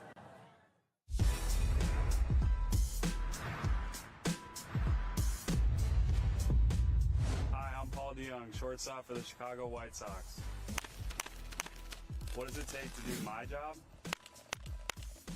Gotta know your physics. I specialize in predicting the path of fast-moving objects at a split-second pace. At my position, it's key to know exactly where and when two paths will cross. Just like NASA needs to know when the Earth, Moon, and Sun will align to predict the solar eclipse. Working it all out on the whiteboard is one thing. They're ready for solar eclipse delay at Volcano Stadium. But seeing it in action is a whole other ballgame. And on April 8th, you can see just what I mean as a total solar eclipse crosses the United States. NASA has mapped the detailed shape of the moon's surface, so we know exactly where the moon's shadow will fall. And you know where to be to see the eclipse in person, even if it's from the stands. Don't miss your chance to experience the beauty of science in action, and maybe catch a ball game.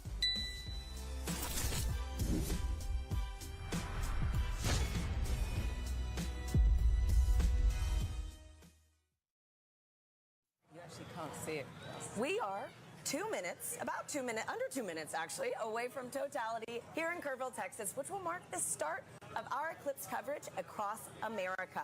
Now, folks, we have a little bit of cloud coverage right now in Kerrville, so we are showing the Dallas feed. But again, we're holding out hope. We are. Gina and I are thrilled to be here with Dr. Nicola Fox, who is the Associate Administrator of NASA's Science Mission Directorate. Nikki, thank you for being here. Oh, I wouldn't be anywhere else. Thanks for being here, Nikki. So tell us how the science conducted today will really impact the future of exploration at NASA Science. Oh, wow, there's so much that we're going to be doing today. We're going to be studying the sun. We're going to be studying the Earth's atmosphere and how that changes. You can see it getting dark here.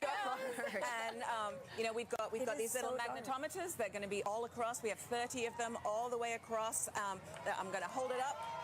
Very nice. Love magnetometers. Magnetometers, and we're gonna be having these all the way across the path of totality. And it sounds like we should go. We should get up. Oh my goodness! Let's go! Let's go! Oh my goodness! Less than a minute. Oh my goodness! Wow. Okay. All right. Glasses on, Nikki. Yes. Yeah, or glasses no? on, but we're about to get. Yeah. There's some cloud there's coverage. some cloud coverage. It's trying to peek out. It is trying. It is trying. It is trying. Windy, it is getting for dark sure. here. The wind's picked up. You could actually see the birds started flying in a very weird pattern a minute ago. Good point. Come on, clouds. Everyone's wow. screaming. Yes. You know, I might have to switch to Team Sun. Come on. Oh my goodness. We're there. We're nearly there. Okay. Here we go. Wow, the crowd is counting down. Yes.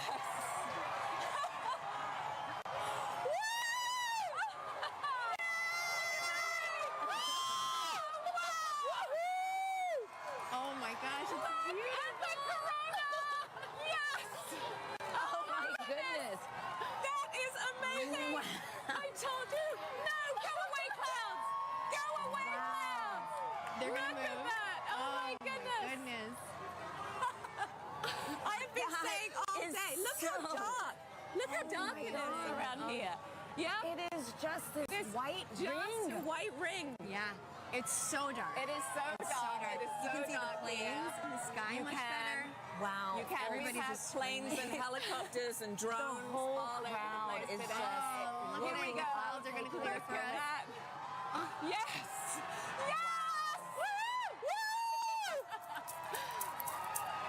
Oh my Look at that! Just It's look amazing. at that. That is And we have incredible. about, what, 4 minutes Oh, yeah. to 4 just minutes bask and 25 seconds. To be a Yes. I mean, this really, Yes. again, reminds you that we are on this one planet, you know, Yes. in this larger system. And you have to be on this planet to see what we're seeing. You do. right now. That's why we are Team Sun, Earth, and Sun. Moon. Because you need the moon for an eclipse. You need the sun for an eclipse. And we're Right. standing on the Earth to see it. Oh, man. So, all of NASA Amazing. science represented by a total solar eclipse. and something that, what, over 30 million of us today, at least in the path of totality. At least, yes. Able to witness this. 31 people living in the path of totality. So Doesn't imagine count how who many people travels. actually traveled here. Yes. Absolutely. Yes. This is getting me extra excited about all the science that we're doing. right? Yes. Yes. All right, those clouds are playing tricks on us now. Those clouds are being pretty mean. Yes. It was nice to get a taste, though. Wow. It's true. It is so dark. It is. We've got everybody It is looking so up. dark. I'm so happy that, you know, for folks that travel, able to see this take place. That's right. And And it's so- been such a great atmosphere here all day. Every time the sun comes out, everybody Everyone's cheers. cheering, counting down. It has been incredible. And so, wow. That's true. Oh, Nikki, what's your favorite part about about an eclipse? Is this your first? No, this is my second one. 2017. I was in Nebraska and I saw it there. But I think there's just you can study the sun, you can study the corona, but suddenly you see it with your own eyes, and it's that feeling of just, wow, that is our star. Like it isn't just the sun anymore. That's a star, and you see it looking like a star. And you know, as we study, as we look for exoplanets in other galaxies that might be able to support life, you know, we need to understand our relationship here on this planet with that star. And That's so it's so important. And I think when you see it, you're just like, wow, it actually is a star. Yeah. You know, it's not just a bright point of light in the sky. You can see the structure. You can see just how exciting the sun is, and actually how dynamic it is. Yeah. And you know, it's not often in heliophysics that we can actually see the science that we're doing with our own eyes. That is right. So it's That a is rare right. experience. Or even share in it, you know? Yeah. Millions of Have us so today. many people partake. Yep. That's right. It's pretty windy too here. It is windy. And so I know earlier in the show we've mentioned that total solar eclipses really might only pass through a certain location, say every 375 years. Yeah. Can you explain how come we don't see eclipses like this every day? month? Yeah. Every month. Because the moon's orbit is actually tilted, and so most of the time when it passes in front, it doesn't block out the light for us. At this particular time, it is right on the plane between the Earth and the Sun. It is actually at its closest point to the Earth, and so in the plane of the sky, the moon is exactly the same size as the sun, and that is very unique. That is so special, too. Yes. I mean, like, what are the odds? It's the 400s, right? It's Yes. The distance between the Earth and the Moon is 400 times closer than the Earth and the Sun, and the size is 400 times smaller as well. So it just blocks it perfectly. Yep. It does, and right now the clouds are blocking it perfectly. Hey, but we got a taste of it, which We was did. very nice, and we are chasing did. this eclipse across North America We today. are. So excited Yeah, to we see are. from these I other I think it wants to locations, come too. out again. I don't know. These clouds are thinning. Yeah, the clouds. You can hear the crowds cheering. yes. Getting excited. We're hopeful. Yeah. Channeling all that good energy. Yeah. This crowd has been great all day. Oh, yes. All day. It's crazy to believe, too, that it was so dark and it's only like midday. Oh, yes. Yes. Yeah. Wow, and we're starting to get some of this. Starting to get the light back. Yeah, starting to get the light back. Yep. So unfortunately, we did not see the diamond ring at the end of the eclipse because of the clouds, which is always a crowd pleaser. But we did see it actually saw it in the right beginning. before totality. There was suddenly this beautiful bright one light, and then it all went dark. So we did actually see quite a few great features on the sun, and somebody actually was saying they could see a sunspot. Obviously through their glasses, but they could see a sunspot. So yeah. So can you clarify what the sunspots are for our viewers? Yes, absolutely. So if you were looking through your glasses, you might have seen a couple of dark spots on the sun. They are actually very intense places. There's very, very intense magnetic field there. They're very active, and that is what can cause space weather. So every now and again, those active regions can sort of explode and then send billions of tons of solar material towards our planet. Wow. Well, this was fantastic. Thank you so much, Thank you, Nikki. This was Nikki. incredible to experience this with you. Let's follow this eclipse right up that path. Next up is Dallas. We have Joy and Michael standing by for their big moment in the sun. Yeah, you can feel the temperature change. The wind has completely quieted down. Yep. So the energy here is amazing. So with me right now is Dr. Michael Kirk. He's one of our eclipse experts. Michael, we saw an annular eclipse back in October, but today is a total eclipse. How are you feeling today? It is totally different. I am ecstatic. The annular eclipse was really cool. This is, you can feel it, the energy here is electric. If you look around, you can see that the darkness is coming. Let's have a quick look at what we're looking at right now. We're almost there. We're a couple of minutes away. Ooh, yep. Just a crescent left. So let's quickly talk about some of the ways that the public are participating in the eclipse right now. Yes. Michael, can you talk about some of the citizen science projects? Yes, there are people all around the country right now making measurements of audio recordings to see how the environment is changing. And it is a great opportunity to do genuine science with just an audio recorder. Fantastic. So we are almost like, let's see, a few minutes away. So minute 30 out, I think, actually.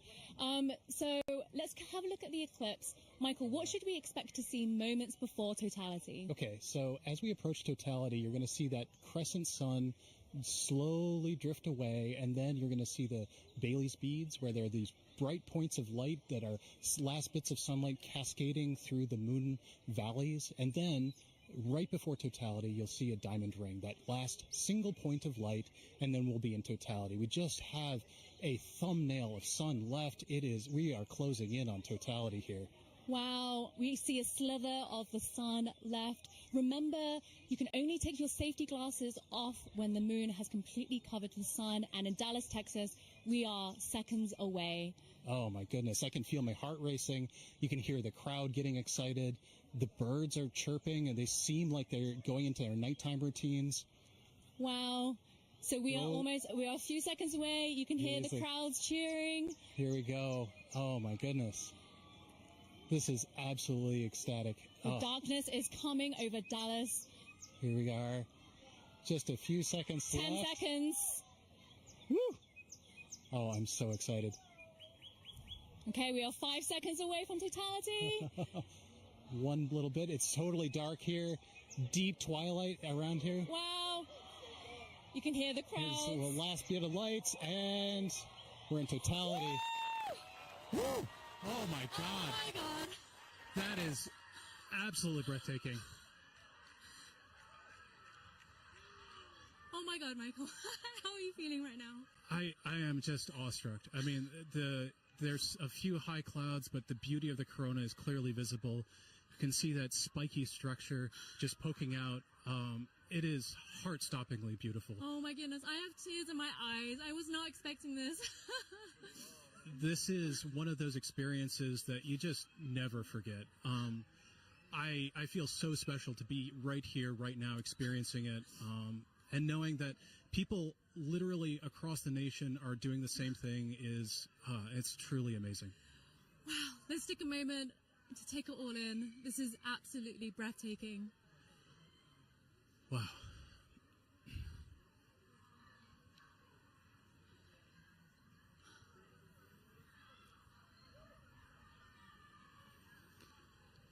You can see that spiky structure of the corona. That's indicative of our approach to solar maximum. That asymmetrical nature of the corona happens when we're in solar maximum, and that's going to be happening in about a few months from now. So that means that this view of the corona will never happen again, ever. This is a completely unique view that even if you see a million solar eclipses, you'll never quite see one like this. So, Michael, you study the sun. What is it like to see the corona that you don't normally see? I mean, there are no words. I spend my life studying this thing, and to be able to see it and feel it it's just tremendous. You can see a prominence in the chromosphere, the middle atmosphere of the sun. It's a pink spot, and that pink loop is what I spent 5 years doing a dissertation on. that one little pink loop, and it makes it all feel like it's in perspective now. I can't believe how clearly I can see those pink loops and the structures in the corona. We can see a few planets out as well.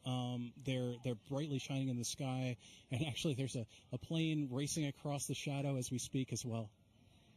And I just want to take a moment to say huge thanks to our telescope operator, Vanessa Thomas, for providing these views. This is just so stunning.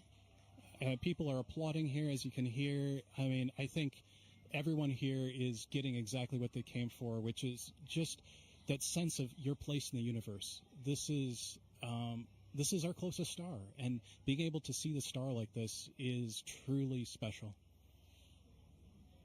Okay, we have 1 minute left of totality. Oh, the time just passes way too quickly. The next eclipse won't happen across the U.S. for another 20 years, so this really is a once-in-a-lifetime opportunity for a lot of people. Absolutely. Our friends up in Alaska will see their next eclipse in 2033, so I am like already thinking I need to go there. I mean, it's just Yes, definitely. it doesn't matter what I need to do. I just have to go there. Wow. So we're 30 seconds out. Oh, my So goodness. right before totality ends, our telescope operator, Vanessa, is going to put the solar filter back on. But let's just cherish these last few moments of totality in Dallas, Texas.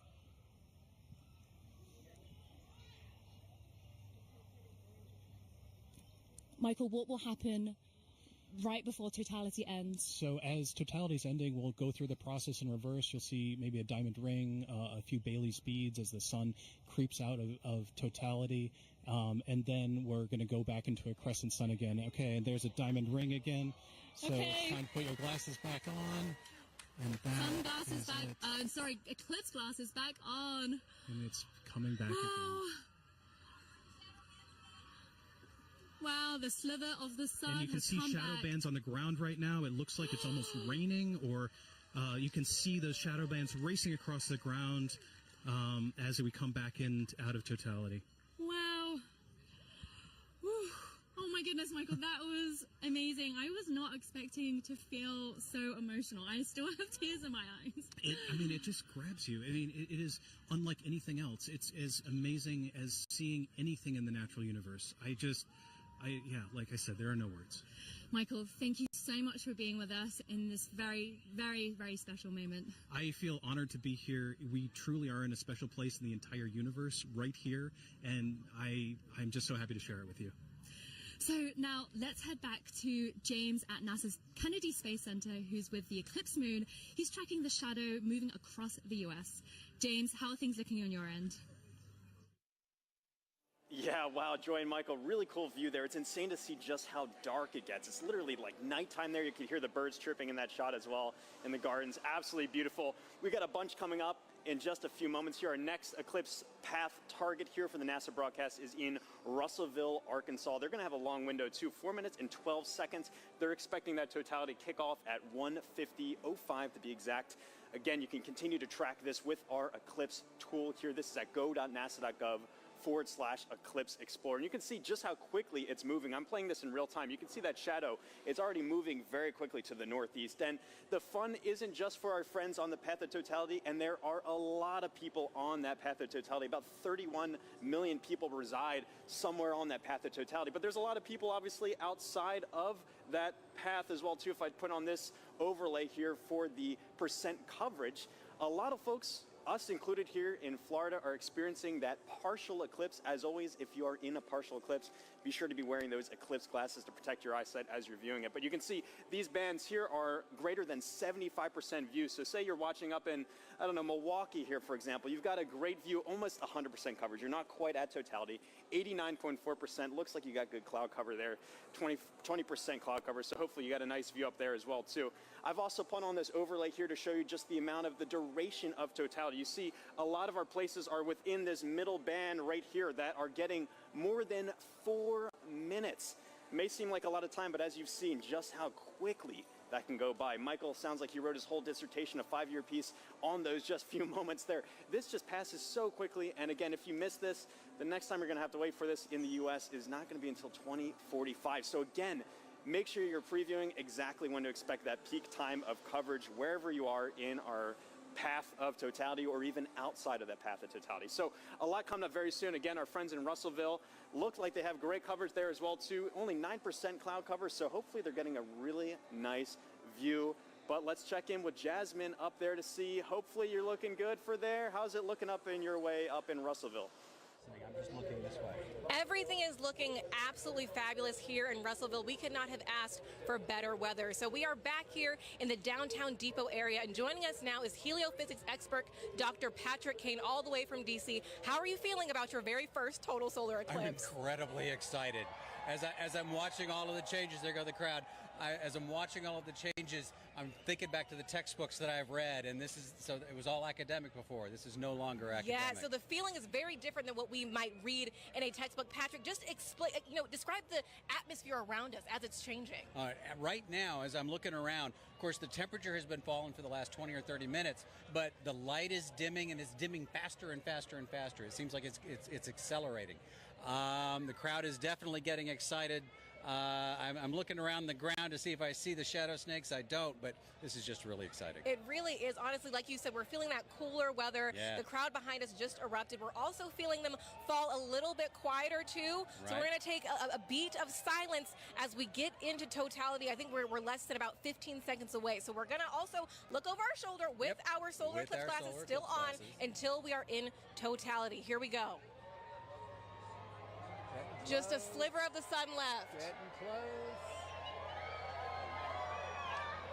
Crowd's getting excited. The crowd, yeah, all around us, completely electric.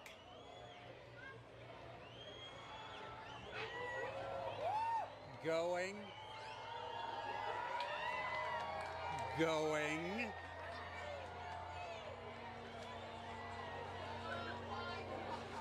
Wow. Oh my goodness. Here we are. Here we go. And the crowd goes wild. God. Oh my God. Wow. We got some Bailey's beads. Oh, absolutely stunning. That is spectacular. We see Venus over to the side there.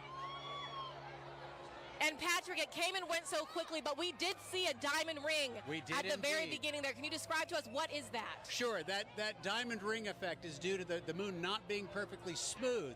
It's got mountains, it's got valleys. So just like here on Earth, when we see a sunrise or a sunset through a valley, we just watched a sunset through a valley on the moon.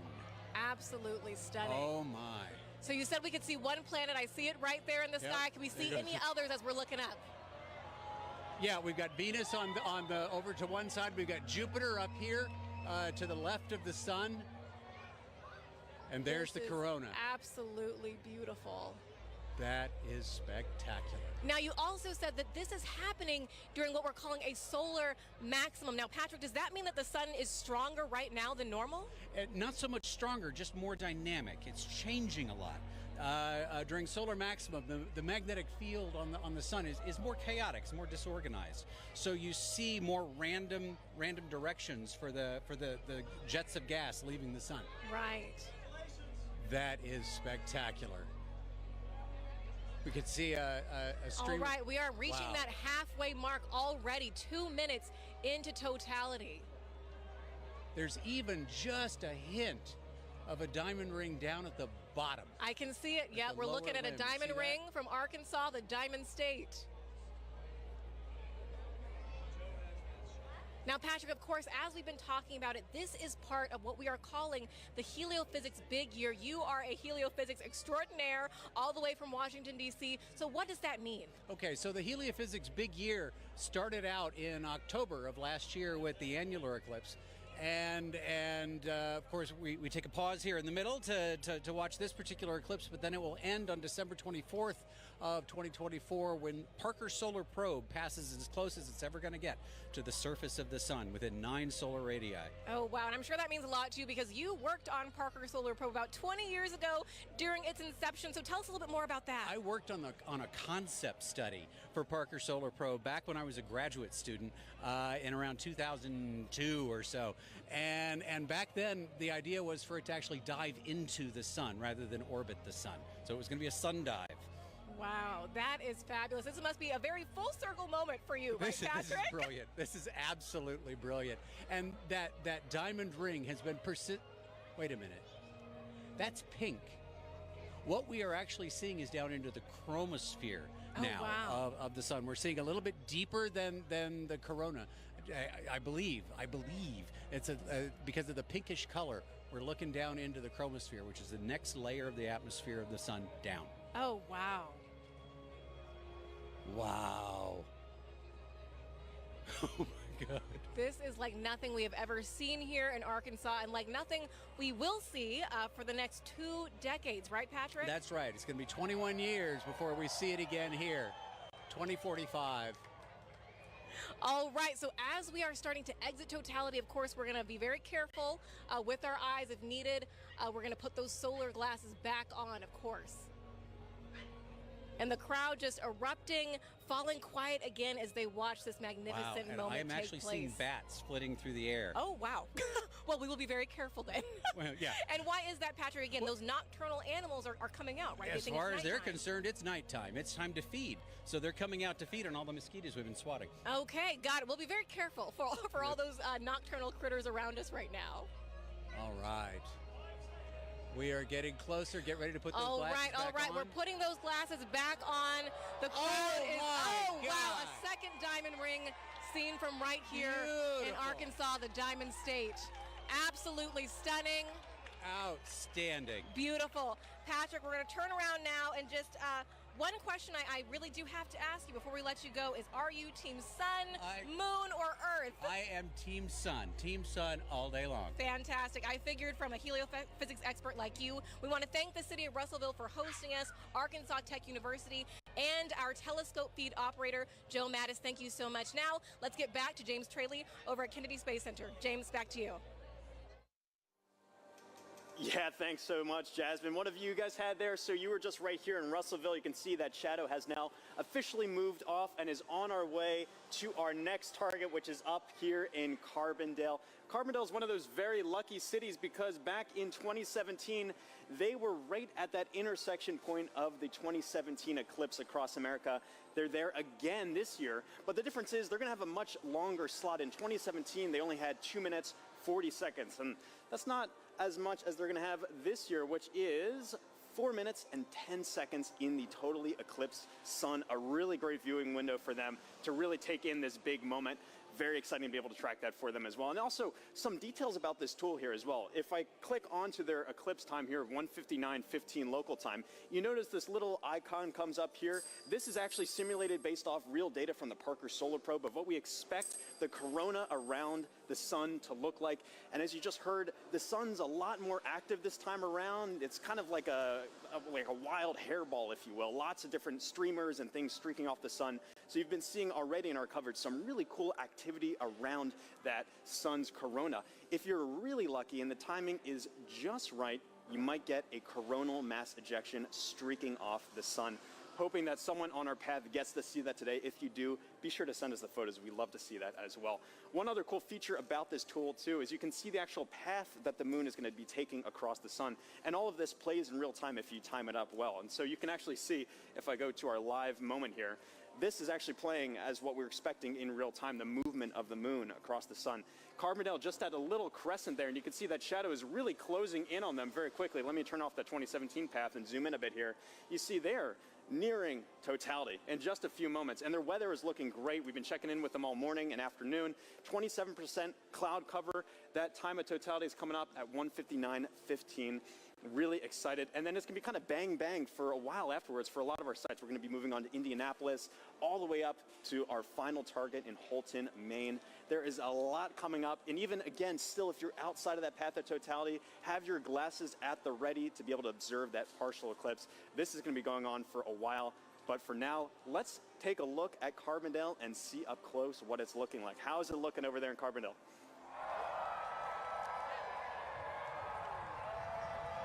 Couple more minutes. Well, the crowds are going nuts here in Carbondale at SIU at Saluki Stadium. Bob Baer is with us, and Bob, it's amazing. I'm afraid to look up. I know it's not quite ready yet, but tell us, what do you expect here for the eclipse today? Good weather. It's good weather right now. We have high clouds, so totality is going to look just a little bit fuzzy to us, a little bit hazy. But we are moments away from seeing the diamond ring here. This is awesome. Oh, I thought we saw it. I think we got about 1 minute. Okay, 1 minute away. Now, Today we're having longer totality. So are you feeling the temperature change? Because I'm already feeling the temperature drop. I felt the temperature dropping about 20 minutes ago even, and the wind picking up a little bit. And I think, we have 4 minutes and 9 seconds here, so it'll continue to get cooler. And we got a lot to look at in the sky. I'm very excited. I'm looking up when I can. Oh, it's so close. It's getting very dark right now. Very dark. You can see the shadow going across. This is the start of it. It's dark over here. It's light over there. This is amazing. Crowds are going nuts. We're about to get word that we're at totality. Oh, you can see the planets. The crowds are going nuts. This is crazy.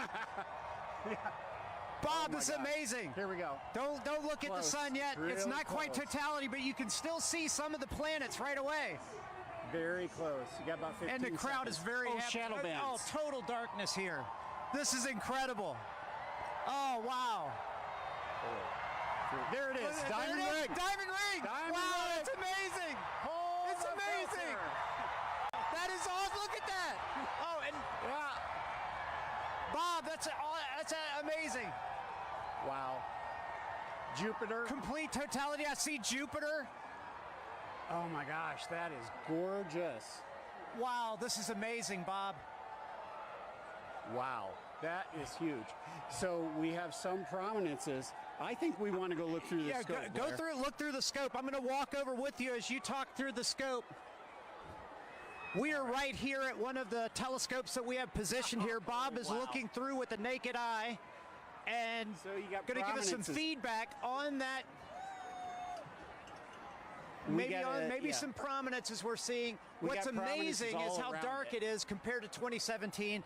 Much darker, a lot more astronomical features. We have seen Jupiter, and I believe what planet is that, Bob? That's Venus to the right. That's the Venus. Can't quite see Mercury. I think it's obscured by those light clouds. Yeah, up light there. clouds. But 360-degree sunset around us. This is amazing. It's going to get darker. It's going to get darker. It's going to get darker. Wow, this is already pretty dark. We are not in the middle of the shadow quite yet. Wow. Did you see it? Yeah, timer's started. Okay, 2:46 to go. Okay. Yeah. All right, so we're getting some live data from the team here. I tell you, it's really impressive, Bob, because oh my gosh, it's getting better. See that prominence at the bottom? Yes, at the bottom. There's the prominence. I see it. Wow. I keep looking. I can't believe the clarity. It's so much darker than 2017. It's gorgeous. And what's awesome, we have 6 telescopes running back here, capturing data, streaming this. And that's a big important part here. This is not just capturing image to share with people watching the show. You are actually capturing scientific data that can be used by scientists everywhere. We are, and we've seen totality across North America so far in Mazatlan. Now we're experiencing it ourselves, and we'll experience it after this on the Jumbotron from the other dev sites. It's like the most amazing Eclipse train you could ever ride on. Wow. This is a bit better than 2017. Without a doubt. Without a doubt. No cloud. And you know what's interesting is the crowd is quieting down. They seem to be experiencing the moment, taking it all in. A really special moment here. Look at that. So we must be getting close to the center. Where are we at? 2 minutes?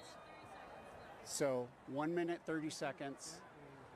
The corona's looking brighter because our eyes are adjusting now. I mean, that is amazing, Bob. And how much corona you see. I mean, like just last time I didn't see that much. Visually, oh, there goes a bat.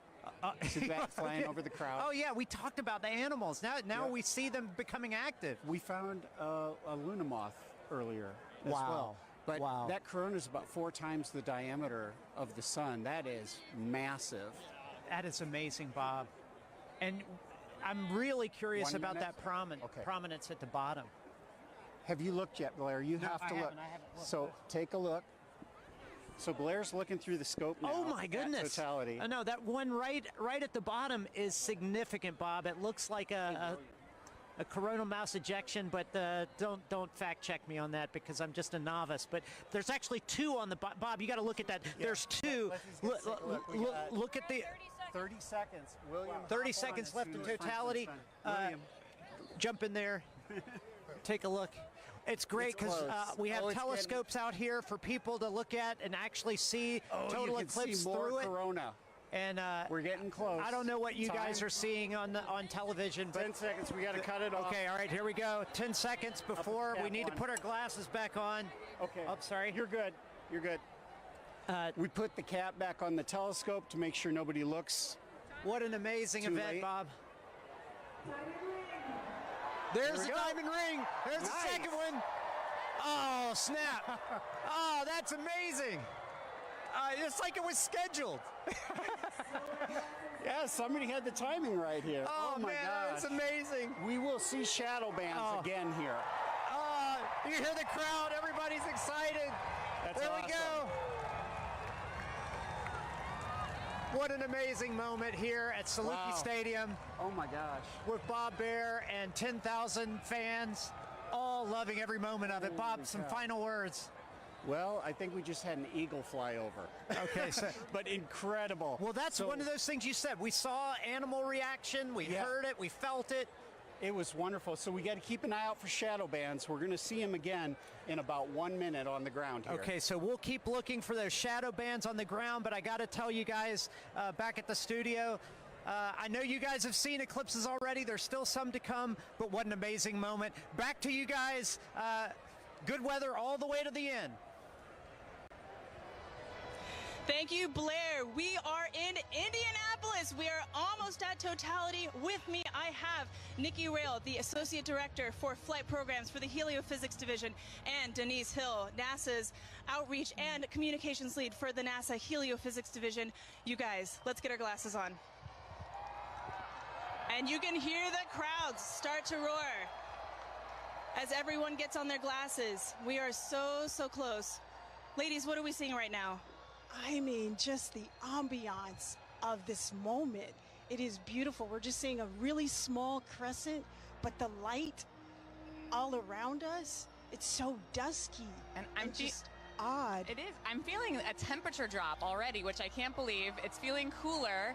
The crowd is starting to go wild. Yeah. We're still seeing the Here we crescent. go. Here we go. Getting All close. right. We are so All right, close. and the best soundtrack you could possibly ask for in the background here. Absolutely. Oh, we're so close. Okay, just a little bit left, and you can really hear the crowd taking here we over. go. They Starting to go cannot be wild. more Here we excited. go. Yeah, here we go. There we go. We're so close. Here we go. Almost. Almost. We are so, so close. And we. Oh my gosh, there's that bright diamond ring. All right. Oh, wow. Look at that. There it I can is. see the. Yes. Oh my gosh. I can actually visualize the corona. I've always wanted to see that. Wow. Look at that. Fantastic. Oh my God, it's gorgeous. Oh That my is gosh. absolutely An incredible sight. amazing. And dark. Wow. Wow. Look at how dark it is. Oh my gosh. Whoa. And you can really see those streamers coming out right now. I'm seeing some bright lights around where we're seeing cratering, and I can see those streamers coming out of the corona.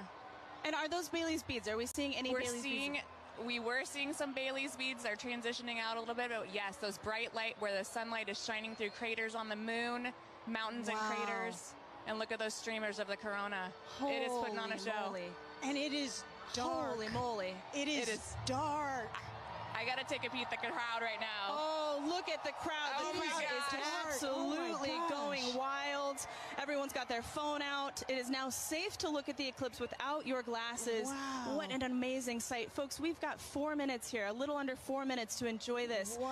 And if you were in an open field right now, you'd be able to see a sunset, a 360-degree sunset all Yes. around us. Yes, And you I can see a can little bit of see that You can now. see the light around us a little bit. Yes. I have to say, this is my first total eclipse, Denise. This is my first total Incredible solar to eclipse. see it. Totality. Wow. This is a bucket list moment for me. This is incredible. Really a once in a lifetime, unless you're an eclipse chaser, which I'm considering it. I might I'm become one after considering this. it. Yeah. I quit my job. Wow, Oh my fantastic. gosh. Oh we my spent gosh. so long trying to see that corona and to see it with my eyes. Yes. Your own eyes. Wow, just gorgeous. I'm just in Oh, awe of yes. being this person on this rock moving around the sun. Yes. I can't even believe it right now. Yeah, and to share this moment together with 50, 60,000 people. all looking up at the moon and the sun all at once. It's just an incredible experience for all the folks here in Indy and for all the folks watching. I hope you can take, you know, the amazing energy and excitement from this crowd. What a special moment for the United States. Oh my gosh, did you hear that? Look at this and everybody. Oh, there we go, the crowds. Wow. Wow. Okay, so I think we're seeing... Yep, those beautiful prominences. The Corona is just putting on such a show right now. It's got my full attention. Wow. That's all I can watch. Holy cow. We've got some very appropriate music going on in the background here. This is the best version of getting mooned that I have ever experienced in my life. Don't strain your eyes. Oh, wow. I am just in awe. There just aren't the right words to describe this. I'm just noticing it feels so strange to me right now. Like I feel the hair on my arm standing up. I feel like it's nighttime and what am I doing? And it was daytime. And actually, folks, we are starting to get some nighttime insects coming out.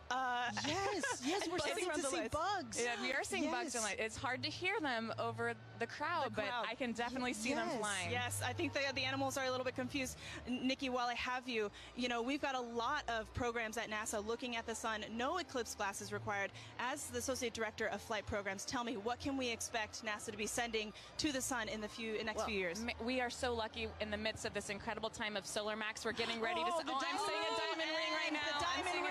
Take a look. Take a look. Put your glasses back on. Be safe. That is the diamond ring, folks. Wow. Spectacular. Oh, my gosh. You can even hear fireworks in the distance. Yes. Oh, my gosh. And the light is already starting to change. It really is. You can...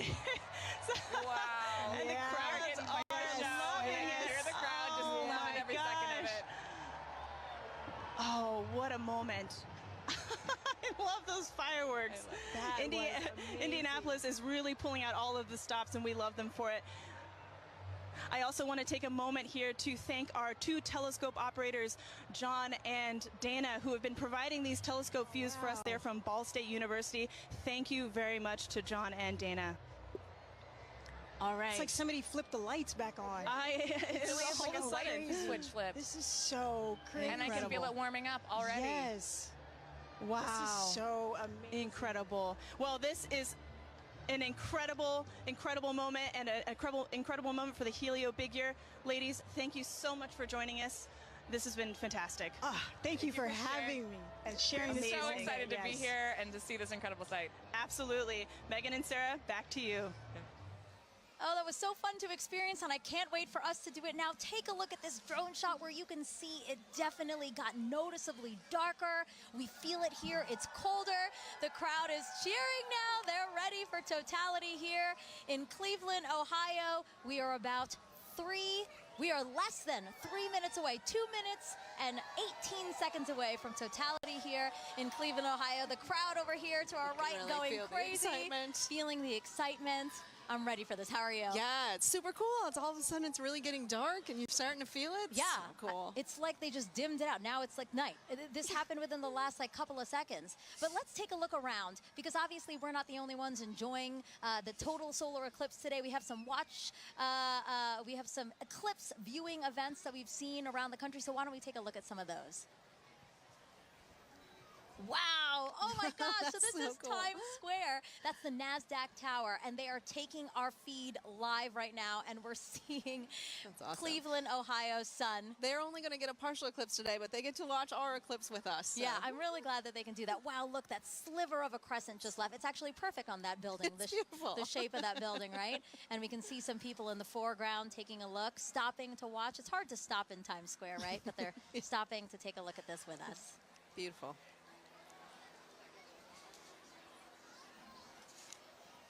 Oh, awesome. So this is just next to us. This is Progressive Field here in Cleveland, Ohio. So the Guardians have their opening day today, and the first pitch is like after 5 o'clock. But as you can see, they've opened up the stadium, and people are in there to enjoy big crowd the in there to watch that. That's great. Yeah. You can, oh my gosh, it just got darker here. Yes. Oh my gosh, that's so interesting. And then Mentor Civic Amphitheater, again, the field starting to fill. And everybody looking up at the sky, for their opportunity to see today's solar eclipse.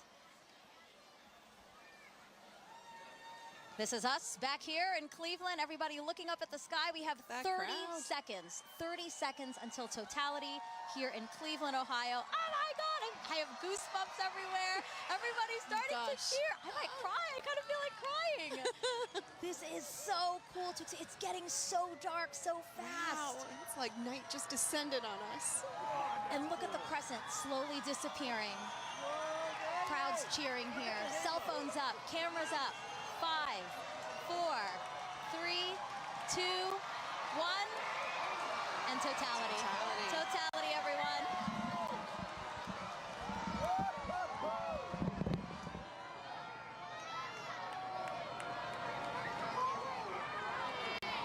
Oh my God.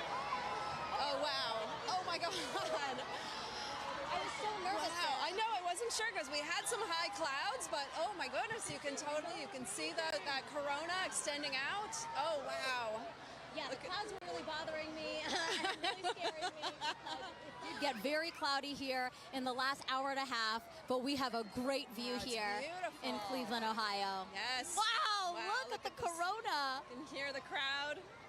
Wow, everybody's got their phones out. Oh my gosh. Wow. You know, I saw pictures of what the shape of the corona might look like from our NASA scientists, and it looks exactly like they predicted. Oh my gosh. Oh, and you can see Jupiter and Venus. Oh yeah, look at that. So Jupiter's to the upper left of the eclipse that we're watching, and just to the right of it is Venus. Yes. Oh, and I see some of those pink protuberances we've been talking about all day. Wow. Beautiful. And again, all around us you see light, but just at the top where we are. 360 sunset. Exactly, exactly. Yes, Indianapolis had described that as well. Woo!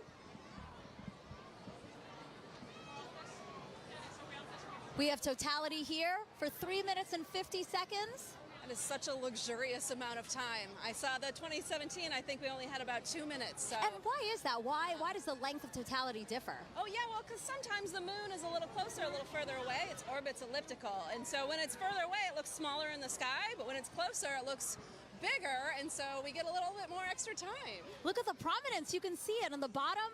On the bottom there. So pretty. Wow. It's like bright pink. That is insane that you can see it from there. From here. Yes. Just like the power of our sun. I'm truly in awe right now. And cold. I'm in awe and cold. It did drop. It is noticeably colder. Degrees. It's like, yes. Yes. Looking around to the crowd. A lot of people videotaping it, trying to take photos. It's the lovely backdrop of the Cleveland skyline. Yeah, that's beautiful. We have the stadium right next to us. Oh my gosh. And again, thanking the Great Lakes Science Center and NASA for hosting this event here in downtown Cleveland, Ohio. And it's great to sort of join humanity to all come together at once and experience this together with such a great Oh, group look at the of screen folks. right now. Here's a shot of the skyline. Oh, wow, the sky looks on fire. Beautiful. A lot of excitement still here in the crowd. Sarah's just taking it all in. Sarah, you're supposed to be commentating. You're supposed to be saying. It's so beautiful. So you can tell that we have some cloud cover, right? It's kind of hazy here, but still. It is, yeah, some high clouds. I was worried about it, but we can still really see, have a pretty good view here. Wow. And again, this is so rare for people here in Cleveland to see a total solar eclipse. The last time was 1806. Yes. The next time, guys, 2444. That is incredible. I hope everybody took the time to come outside and witness this today. Oh my gosh. You can still see that prominence. Again, talk to us about what a prominence is. Yeah, so that pink color comes from the helium in the sort of outer atmosphere of the sun there. Oh, it's beautiful. And it gives off that pink glow. Yeah. Wow. Totality ending here. Wow, there's the diamond ring. Oh! Time to get your glasses back out. Time to put your glasses back on, everyone. That's your cue. Glasses back on. We get that diamond ring. Wow. Beautiful. What an amazing experience. My first total solar eclipse. Yes. Let's see what they think about this in Niagara with Daryl Nail.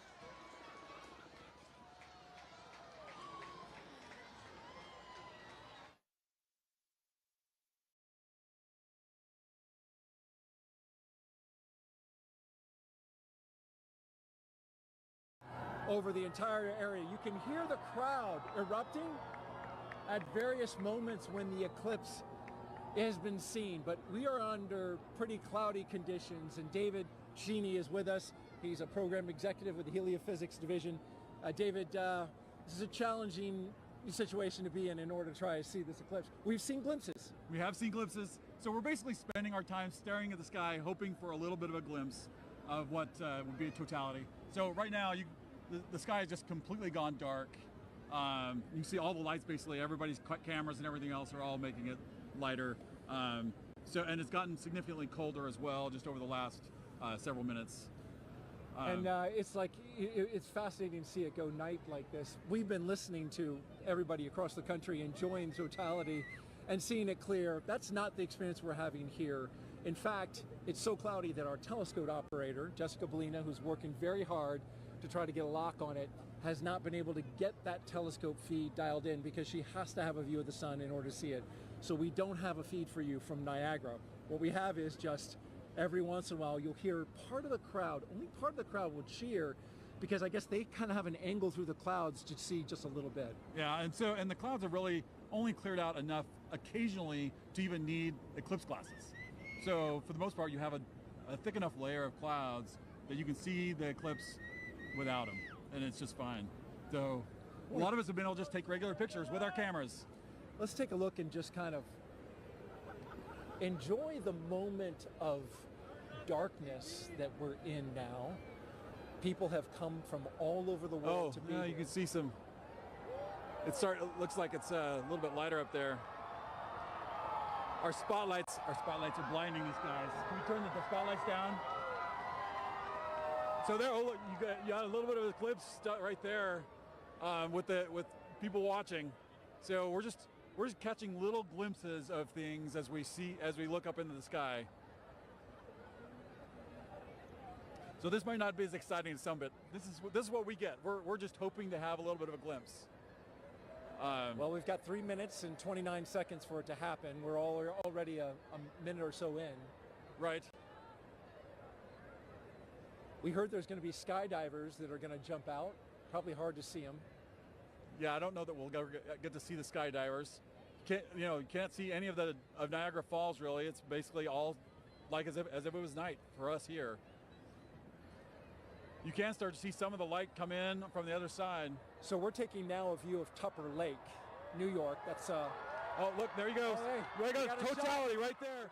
We're getting totality right now that we can see. There it is.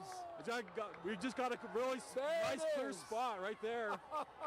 So wow, got a little bit of hole through the clouds so everybody could see. Just opened up. And now that was the roar from the crowd that you just heard, and just as soon as it showed. So yeah, we're continuing to watch the totality that we're getting right now. You can see a little bit of hint on the side as it's shining through. Well, there, it ducked down. Yep. Jessica, so here we go. We have another view a little bit. Another little view right here. No. As it's starting to peek out around. Oh, there it is. So we're getting starting to peek out just around right there. Yep. Well, totality is complete. Yeah. Well, that was a fun experience to watch and hope for, like just everybody else around here, hoping for a view. And we got it. That was a unique experience. Bring the lights up. And suddenly night is turning into light and day. Yeah, we're getting some light again. Oh, although that's a lot of light. I was worried there for a second that we weren't going to get anything. David Sheeny, thank you so much for joining us. Appreciate you sharing this experience. I was really worried that we were going to see something. Fortunately for everybody here in Niagara Falls, we got to see a little bit of the eclipse. And yes, we did. That was great. Some of the cheering now. Thank you very much. All right, you're welcome. As we take a look around the falls, and people have not moved. They are still looking up, enjoying the partial eclipse now. We're going to bring in Jeremy Hansen. He is a Canadian Space Agency astronaut who has been at the falls with us for the past few days. And Jeremy, You're going to be on Artemis 2, of course, the mission. We'll talk a little bit about that. I'm going to be looking over your shoulder here, Daryl. Hey, Cool make sure you put on your glasses. Well, we're still pretty safe. We got a lot of cloud cover, but That's true. That was actually, I think, exceeded expectations. Well, I mean, when your expectations start off with just clouds everywhere. Yeah. And I didn't think we were going to get anything. How did you feel when it finally poked through? I felt like success because we all really wanted to see it in totality, and we might have only saw it for 5 seconds, but we did get to see it, and we could see the corona, and that was just very special for me. So I really like that. And then when it passed totality, it was like this amazing, hopefully the camera captured it, but just like that amazing sunrise just coming across the clouds. Actually, the clouds kind of made a nice backdrop for it, so that was pretty special. That was very unique, very special. I'm so glad and a little relieved that we got to see a little bit of it. That was the moon passing in front of the sun. You're going around the moon in September. You can imagine I have a lot of thoughts about Artemis 2 and what Reed, Christina, Victor, and I are getting ready to undertake. But if I have to boil it down, a lot of it comes down to pride. I'm really proud of humanity for taking on these big challenges. We're really proud of the United States for their leadership, for creating this opportunity where other countries can express our genius, bring real contributions to the program. And now Canada is going to be the second country in the world to send a human into deep space. And it's got nothing to do with me. It has to do with the genius that the world is sharing. I just love that. That's amazing. Want to mention real quick, we are in full totality up at Tupper Lake, New York, not far from here in northeastern New York. We're here in western New York where light is continuing to shine and get a little bit brighter. It really is special, and we really felt that in the 4 days that you were here interacting with the public. Was that your sense? There's a lot of excitement around this celestial event that's happening and around space exploration in general, which I find really uplifting. I don't think space exploration solves all the problems or challenges of the world, but I do believe it is one of the pillars of those solutions. It doesn't matter what problem you're looking at, space plays a role. And I love it when I see our youth getting fired up about, asking me, how do I work at NASA? How do I work at the Canadian Space Agency? We're on the U.S. side here, but I've had some Canadians come up to me. It's just something that brings us together. This, the spirit of humanity. Just like this experience we're having here, it's a very, it feels like community. We're all out here, just humans, just being humans and sharing something special. And sharing it together was really neat, that communal part that you talk about. Like, I felt a little bit of a bond with everybody here now. Yeah. You as well. Appreciated seeing you and having dinner over the past few nights. Just happened to work out coincidentally. Yeah. Really enjoyed the time. Great words today, and we will all be rooting you on for your mission coming up in September of next year. So good luck. Be safe. We'll be rooting you and your crew on. Thank you, Jeremy. Yeah, no, we'll take it. I appreciate that. And I don't know if you saw it when you were on camera because you were busy, but the birds, they just went nuts in totality. Did you see that? No, I didn't see it. They're all up here. They came out of the woodwork. I mean, there's been birds all day, but it was sort of like birds filling the sky. I thought that was really neat to see. Anyway, thanks for having me today. It's a pleasure to be here. Thank you fill that out in your citizen science journal. Make sure you put that in there because we're doing that. All right, thank you, Jeremy. And I just want to say thank you also to New York state parks, Niagara Falls specifically. We couldn't have done this without you. So thank you very much. Definitely. We're going to throw it now to Kennedy Space Center where James Traley is tracking totality at Tupper Lake. James? That's right, Daryl. Yeah, we are still in totality in Tupper Lake. We are nearing the end of our eclipse across North America. You can see our last target of the day, Holton, Maine, is all the way up here, almost off your screen. This speed of the eclipse shadow is moving so quickly across. The ground speed is about 2,000 miles per hour, so that is a fast clip. If you're in the path of totality, really take full advantage of those few fleeting moments to observe this moment. If you're not in that path of totality, or if you missed it, hopefully you didn't miss it because we've been tracking it all day here showing you. If you did miss it, I'm going to zoom way out here and show you what to keep an eye out for in the future. So this is going to be the eclipse path in 2045. We're going to come through parts of Montana into North Dakota in 2044. 2045 is the next big eclipse across America. That's actually going to come, oops, I didn't draw here. There we go. That's going to come all the way from California into parts of Florida there. That is in 2045, so a long time to wait. So really take full advantage of those fleeting moments to be able to observe this moment. I'm going to click on Burlington here, who are also in that path of totality, experiencing that right now too. So just an incredible moment to really see all of this. And Tupper Lake, again, they're still, I think, experiencing that last fleeting moment there.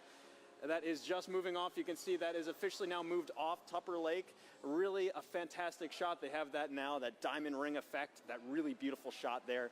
This is, again, such a quick moment, and this doesn't happen very often. It's really a once-in-a-lifetime moment, so take full advantage of this. You can see just how close we are now to Holton, Maine, who are our last stop of the day on our NASA coverage here. This is then going to continue on into parts of Canada and beyond. Holton, Maine, they had some snow past couple days. It seems to have cleared up quite a bit more for them. Really hoping that that holds out for them. They are expecting a duration of 3 minutes and 20 seconds to be able to observe that totality at 3:32:05 local time. Really excited to see that view. You see that shadow creeping so quickly up to them up there. So let's check in with Angelique, who is up there in Holton, Maine. Hopefully it's beautiful weather for you. How's it looking up there, Angelique? James, it is looking awesome up here. We are just a few minutes away from totality. You can hear people announcing it in the back, and people are getting excited, as am I. And here to share in all of that excitement with us is actually Dr. Eric Smith, the program scientist for the James Webb Space Telescope. Eric, it's so great to have you here. Oh, it's great to be here, Angelique. This is really exciting. Eric, is this your first eclipse? This is the first totality I'm going to see, so I am super psyched, and I am delighted to be here in Maine to experience it. Yes, and so we've actually been kind of watching as it slowly gets closer and closer, right? And what are we? We're starting to feel it getting kind of cooler. We're seeing the shadows change. Yeah, we're seeing the light is definitely different from when the sun sets and the shadows get a little diffuse. Here they're still sharp, but the light is diminishing. Your brain tells it something different is happening. Something is definitely up. So, speaking of up, that's where the James Webb Space Telescope is. And what's interesting about the telescope is that it actually can't look directly at the sun, just like we can't. Yeah. Can you tell me a little bit more about why that is? Sure. We designed Webb to look for very faint things in the distant universe, so it's very sensitive for very faint things. Of course, the sun is very bright, and so we had to make sure that it could never look at the sun. We use solar power to power the spacecraft, but the telescope can't look at the sun. That makes a lot of sense. Now, as it's starting to get a little bit closer to all of the cool phenomenon, the Bailey's beads, the diamond, let's go ahead and put on our glasses. All right. So that we can look up and continue chatting. Wow. Just a little tiny Just a little bit left. That is incredible. Wow. So, Eric, I have a couple more questions for you. Another thing that I was wondering about is how we can use actually eclipses to study exoplanets, which are planets outside of our solar system, using, I think, the transit method. Is that what that's called? Yeah. Right now, during an eclipse, the moon... Sorry, you can hear everybody getting excited. We're getting very close to totality here.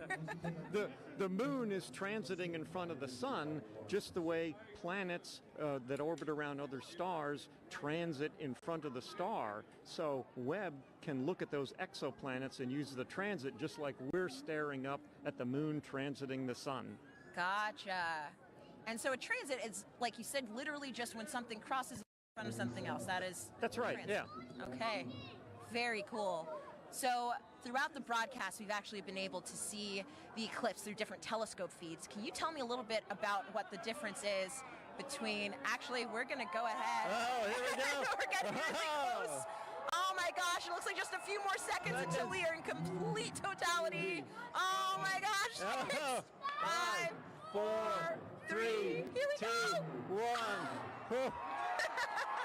You can hear everybody cheering. This is incredible. So let's go ahead and take off our glasses. We are in totality now. Oh, you can see the coronal spikes. Amazing. That is beautiful. Incredible. You can see a planet in the sky that you couldn't see before. Oh, wow. And I think, is that one of the, oh gosh, the there's some drone. There's a drone up there in the sky, too.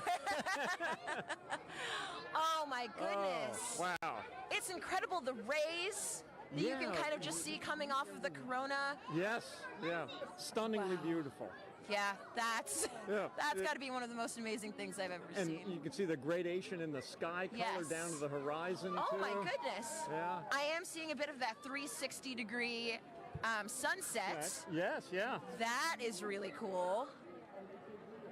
It's amazing. Even though we're in the total shadow Right. here, there's still the corona is still pretty bright. It is incredibly bright. You could read by the light of the corona. I think I would have some trouble reading, but I probably could. I could technically read something. So, Eric. Oh, and actually, we have the International Space Station flying over right now, so they are actually seeing not one, but two views of the eclipse. They're able to see not just the moon passing in front of the sun, but they're also able to see the shadow of the moon passing over Earth, which is absolutely incredible. I mean, I can hardly imagine a view being better than the one we have right now, but if there is one, it's probably on the space station. It's from the space station for sure. Wow. So yes, they're able to take some pictures of that, and that is just incredible. Just incredible. One of the things they told people to do if you're far away was to hear how nature changed, and it was interesting here. We're of course surrounded by a lot of people, just to hear their reaction when we went into totality. It's true that humans and nature have not gotten quieter, but louder, I would say.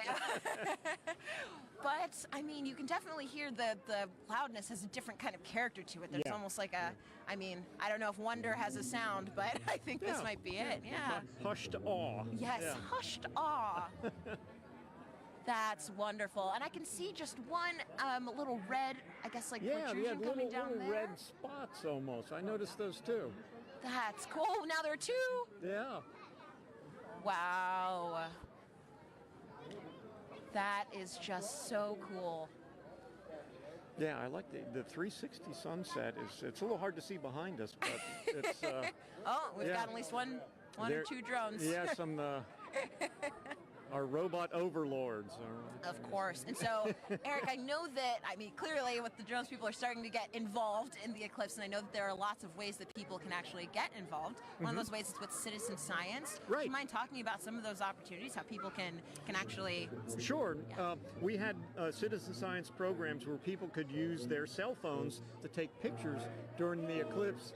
And we're getting ready to come out of totality. We're just put our glasses on. And here we go. Oh, there it is. Oh, it's peeking out. Everybody is cheering. We have just made it to the end of totality. We're starting to see the sun just peeking back and it's out amazing. again. Now just look at the ground, how much brighter it's gotten. It is all of a already sudden. so much brighter. That is so wild. That was probably one of the most amazing, but also fastest 3 minutes of my life. Yeah. I wish I could do it all again. Yeah. All right, well, that was incredible. Incredible to get to experience that here in Holton. Thanks so much to the city of Holton, and also thank you so much, Dr. Smith, for coming out and hanging out with us and experiencing this wonderful event. Oh, it was my pleasure, and congratulations to the city of Holton here for doing such an amazing job covering the eclipse. It was amazing how well orchestrated it was. Above and beyond. And I want to say, of course, a special thank you to photographer Dave Bowman, who has been giving us these incredible images from the telescope feed, and we're gonna enjoy as the rest of the eclipse kind of ends here, going back in the direction that it came, and with that, we're gonna send it back over to you, Megan.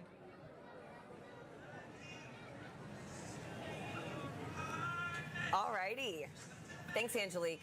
So, Gina, I mean, what do you think? Like, we literally have just watched the eclipse travel, about 2,600 miles? It's going across Mexico to Maine. Yes. In about 88 minutes? That's right. It's so fine. fast. That 1,900 miles per hour that the shadow's traveling. I mean, did you have a favorite location?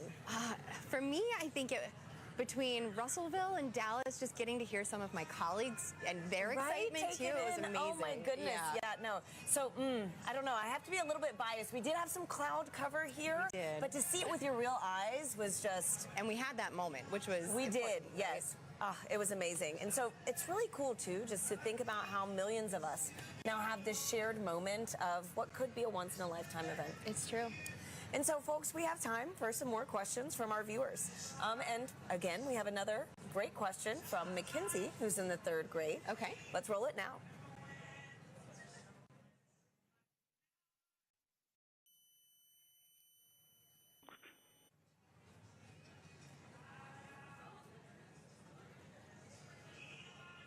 Hi, my name is Mackenzie.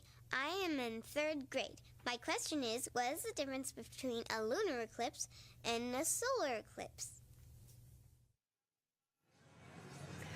Thank you for that question, Mackenzie. Okay, let's talk about the difference between the eclipses. Now, the solar eclipse that we had today is when the moon crosses between the Earth and the sun. But we also get lunar eclipses, and a lunar eclipse occurs when the Earth crosses between the moon and the sun. So it's really about where the shadow's going. Today we have the moon shadow projecting on the Earth. During a lunar eclipse, we have the Earth shadow projecting onto the moon. So that's the main difference there. That we just saw too, those incredible views from space, That's you right, know, from to see that space station. second perspective view. And Yeah. so I've got another question for you right now. It's going to be Eli on Reddit, who wants to know, there are quite a few solar eclipses in the world every few years. So why is this one scientifically interesting?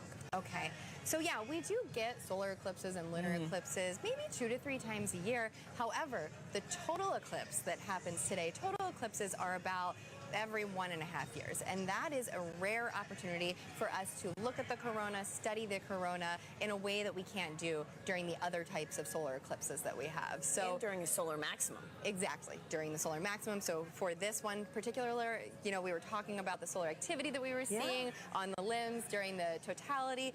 Yeah, there's just a bunch going on today for this eclipse.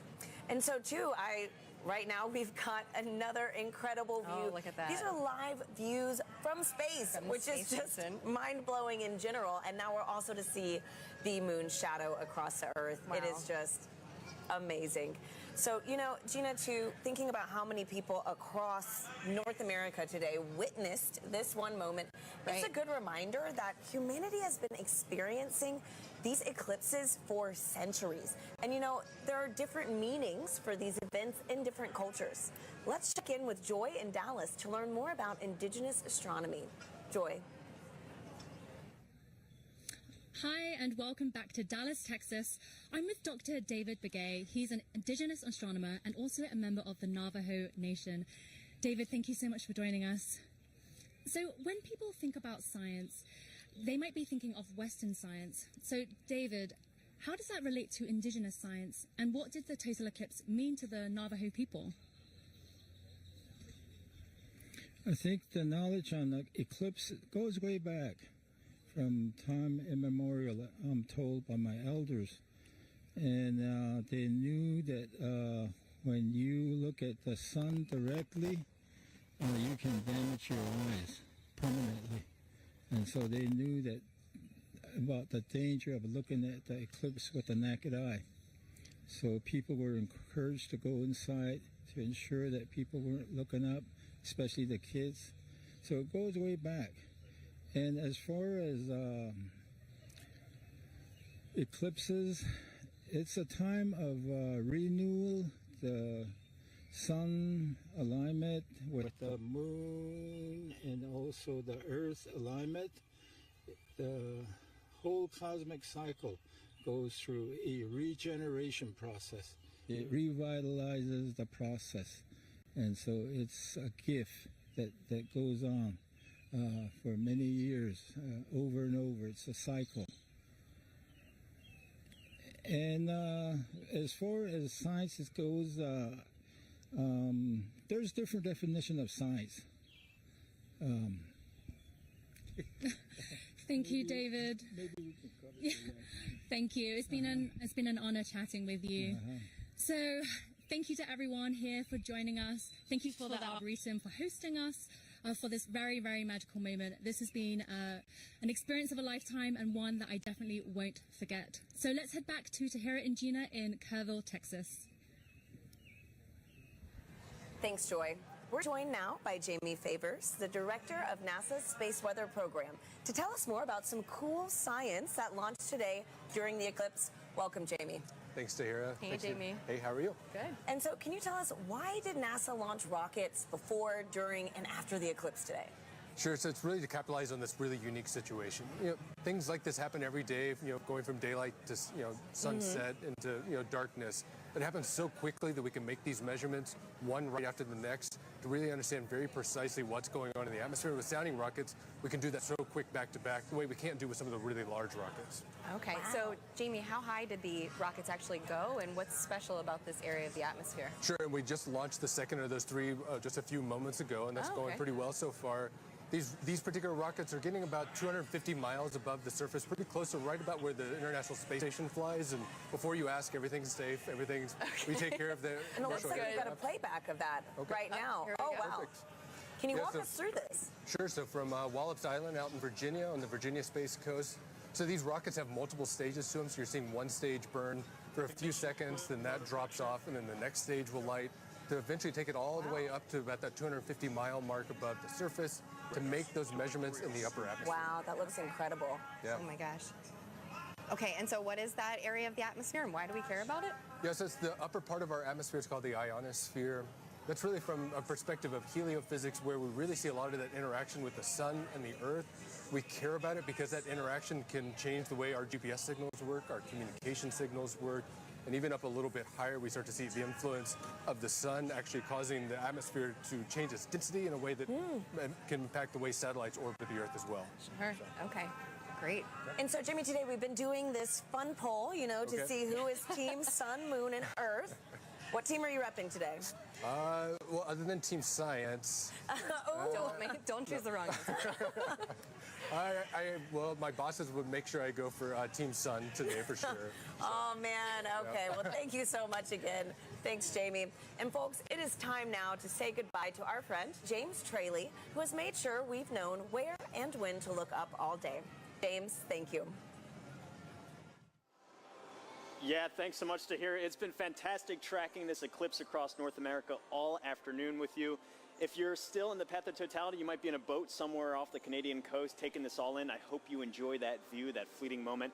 We've made a big journey across. I can zoom out here on our Eclipse board. You can see we started all the way down here in Mazatlan, Mexico. We've trekked all the way across and are now, like I said, breezing past Canada now into the Atlantic Ocean. It's been fantastic to track this. And if I turn on the shadow of our penumbra, you can see this highlighted area. Anywhere in there is still experiencing a partial eclipse. So if you're in that partial eclipse area, be sure to have your eclipse glasses at the ready so you can take in that fleeting moment. We just went outside a few moments ago here at Kennedy Space Center to take it in. It's fantastic, beautiful view. It's really cool to see. You got like a little chunk out of the sun there for us here, only about 50% coverage, but still fantastic to see. So really, it's been phenomenal. We've lucked out in general with the weather all of today too. That was the biggest concern I had going into the day here. It's been beautiful views up and down here, and so really fantastic to see this. Really been a lot of fun tracking this with our Eclipse Explorer. A big thanks again to our scientific visualization studio for putting this tool together. But for now, back to you, Tahira. And here with us now is NASA Chief Scientist, Dr. Kate Calvin. Kate, welcome. Hi, Kate. Hi, nice to be here. So happy to have you back here again. I know we had the pleasure of sharing the stage together for the annular eclipse. Right. Now, with today's total solar eclipse, can you tell our viewers what would you say is the #1 takeaway from today's events? I would say the #1 takeaway is that our universe is beautiful and understandable. We all got to experience this together today. We could predict when it would happen, and we did a lot of science today. That's great. So speaking of the science that was conducted, how does that fold into kind of the greater science that we're doing with NASA in the future? Yeah, so we did a lot of science today, and a lot of it really complements science that we do all of the time. So one of the things we were really looking at today was the corona. The moon blocked out the sun so that we could see that part of the sun's atmosphere. But we also have a mission called Parker Solar Probe that's orbiting closer and closer to the sun so that we can study the corona with that. We were also looking a lot at how the eclipse affected Earth. So we had a citizen science project that looked at how the eclipse changed temperatures and clouds. We have a mission that launched 2 months ago that's studying clouds all the time, a mission called PACE. Awesome. It'll tell us more about oceans and atmosphere here on Earth. And one of the other things we do is we develop instruments called a coronagraph. So the moon blocked out the sun today so that we could see that corona, but we can make an instrument that does that. And so we have an upcoming mission called Nancy Grace Roman that's going to block out the light of other stars so we can see what's flying around them. Amazing. So much going on for the sun at NASA, honestly. Right. And you know, I understand that the Heliophysics division has a big sun celebration going on right now, the Heliophysics Big Year. Kate, could you tell us how we could get involved in this and really just celebrate our star? Yeah, this total solar eclipse was just one event in a series of this Heliophysics Big Year, working towards Parker Solar Probe's closest approach to the sun. And we have a lot of activities where you can engage in our science and learn more about the sun. And if you want to know more, you can find us on social media at NASA Sun. Fantastic. Wonderful. Thank you so much, Kate, for being here with us. It was really special to share this moment with you. Thanks, Kate. It's nice to be here. And Gina, this has been an honor. I mean, my goodness, It like has been. to have the annular eclipse with you, then to share this total solar eclipse with you. I know. Thank you so much. And do you have any final thoughts? You know, this was amazing. Annular was great, but to hear the energy here, The total was so just great a whole to be with nother level. Both of you, you know. Yeah. Once again, thank you for having me. Absolutely. And you know, a big thank you to the city of Kerrville, Texas, the Parks and Rec team, and all the people that made today's incredible event possible. I also want to thank our telescope operator Catherine Troach, for those great views of totality here in Kerrville. Folks, that is a wrap from Kerrville, Texas. Back to you in Cleveland. Thank you to Hira and Gina, and also Kate Calvin. And now check out who we have here at the host desk, the pastronaut himself, Josh Dobbs, who just signed on as quarterback for the 49ers. How do you feel about that? I feel good. I feel good. It's exciting times. Obviously, I spent a couple years here in Cleveland. Got a chance to have some fun over at NASA Glenn during my time here.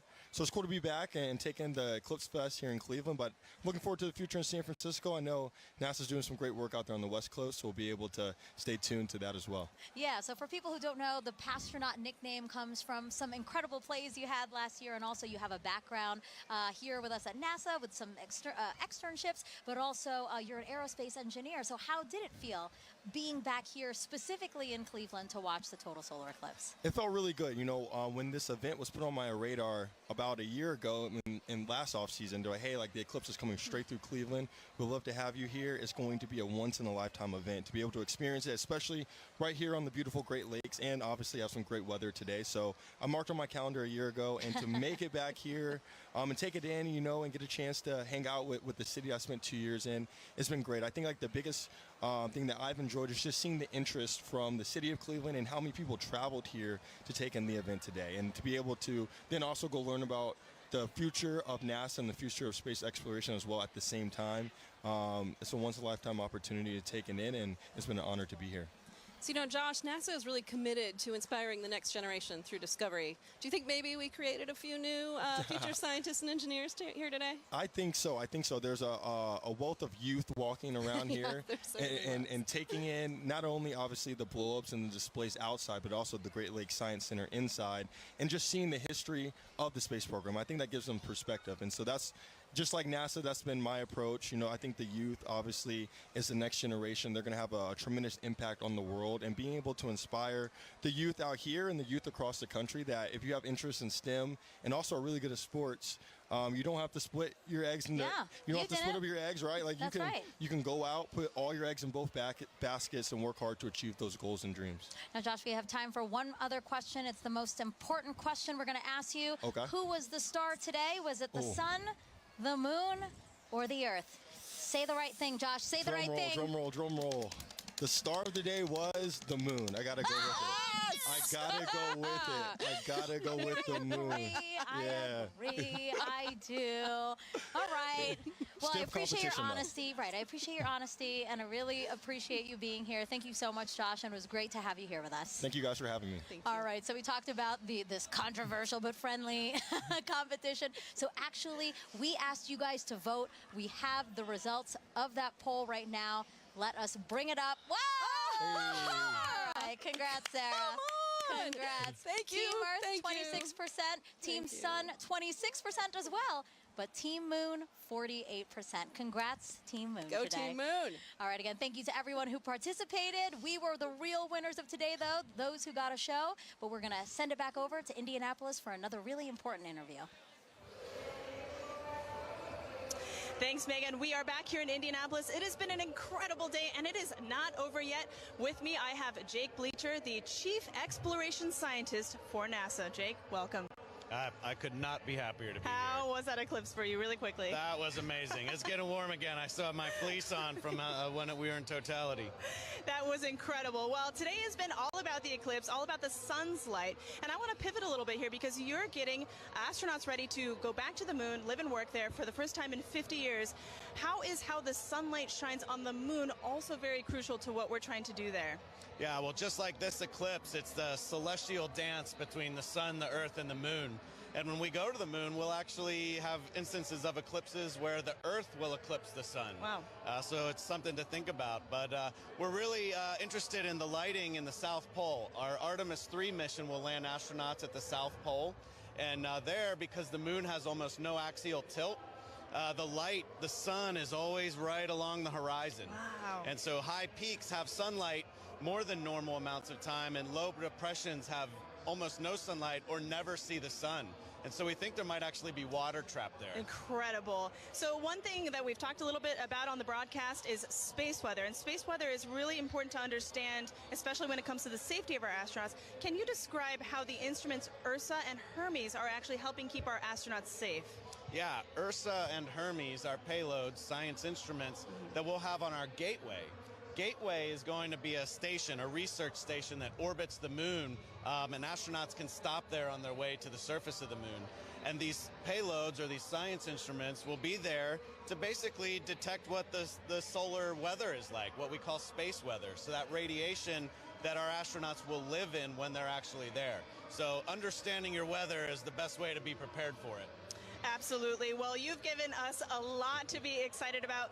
Jake, thank you for being here on this incredible day. I would not have missed it. Well, folks, that is all we have from Indianapolis. Thank you for joining us. It has been a wild ride, pun absolutely intended, and we've had an amazing time. So from all of us here, back to you guys. Thank you, Lauren. I did enjoy your pun. And now back here in Cleveland, we are joined by Jimmy Kenyon, director of NASA's Glenn Research Center.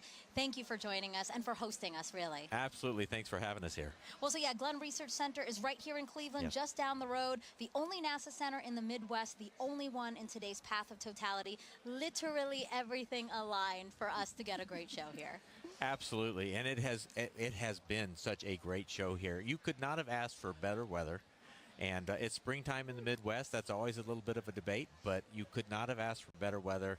What a great outing. We're here with our partners at the Great Lakes Science Center, and which hosts our visitor center, so where the people are. And, Yep. and just a great opportunity to have everybody here and connect them with what we do. Yeah. Yeah, you hosted this wonderful 3-day event here and invited the community and all your visitors in to come and explore and learn a little bit about Glenn. Why was that important to you? It's important, but, well, as you know, having a total solar eclipse pass over your community is, for most people, a once-in-a-lifetime opportunity. But to have a total solar eclipse pass over a NASA community like Right. Cleveland, Right. that's even more rare. But what it does is it creates such a great opportunity to connect people with what we do. Everybody is here paying attention to our planet, paying attention to the moon and the sun and how all of these things work, our solar system and our universe. And that just gives us a great opportunity to say, this is what we do. Right. And connect people with that. And that's, you can't pass that kind of an opportunity up. Right. And speaking of all, like you said, the science, all this discovery that we're enabling today by the eclipse, let's talk more about the science, I know that nothing flies without Glenn. That's what you love to say, Jimmy. That's right. So right. can you explain the center's critical role within NASA? At NASA Glenn, we work on aircraft propulsion, spacecraft propulsion, power for both aircraft and spacecraft, communications. We also work on materials and testing in extreme environments, but our core competencies of power, propulsion, communications. No aircraft and no spacecraft flies without those three things, and they never will. And so NASA Glenn is literally part of virtually every NASA mission. Well, Jimmy, thank you so much. I really appreciate you being here and, again, hosting us. This was a wonderful event. I know so many people joined us here and really enjoyed it because we were watching. We were looking out at the crowd. Yeah. Lots of smiles. So Yeah. really, thank you so much, you and the Great Lakes Science And Center. thank you for being here and being part of this with us and really putting NASA and NASA Glenn on the map here for us. Thank you, Jimmy. you. Thanks so Thank you. much. Have a great day. All right, and a big thank you to our whole team positioned across the path, from our correspondents to our experts and our telescope operators. We couldn't have done it without all of you. And Sarah, as we're taking again this aerial shot of the Great Lakes Science Center, so beautiful. Such a wonderful way to experience my first total solar eclipse, and I hope you had a good time too, because I know this isn't your first total solar eclipse. No, this is my second, but it was really great and special to be able to experience it with you and all the folks here. Yeah, we did notice that people right after, the people were like, whoa, they were trying to get out. There's a lot of really fun events happening in Cleveland, so there's a lot of people in downtown. So I hope that they took some time to look up today and really enjoy what they saw. Yeah, and not only all of the great views that we had, but we also really did some cool science today too. Yeah, really, really cool science. And actually, yeah, let's talk about that. You know, NASA's heliophysics big year isn't over yet. You know, we had the annular eclipse, then we had the solar eclipse, and now talk to us about what's happening in December. Yeah, coming up on Christmas Eve, in fact, Parker Solar Probe will make its closest approach to the sun, 3.9 million miles, which still seems like a long way to me, but apparently that's actually pretty close. Yeah, I can't believe that's happening. Again, just that it's all, we've been saying this all day, aligning. Everything is aligning for us to have a beautiful show. And so, yeah, you know, Sarah, again, thank you so much. You know, we watched this together, race across Mexico to Maine in only an hour and 28 minutes. And again, we have so much more to look forward to. So we hope you all stay with us as we continue studying our sun and how it affects us, from all of us here at NASA, where we make air and space available for everyone. Thank you for watching, and enjoy the rest of your day.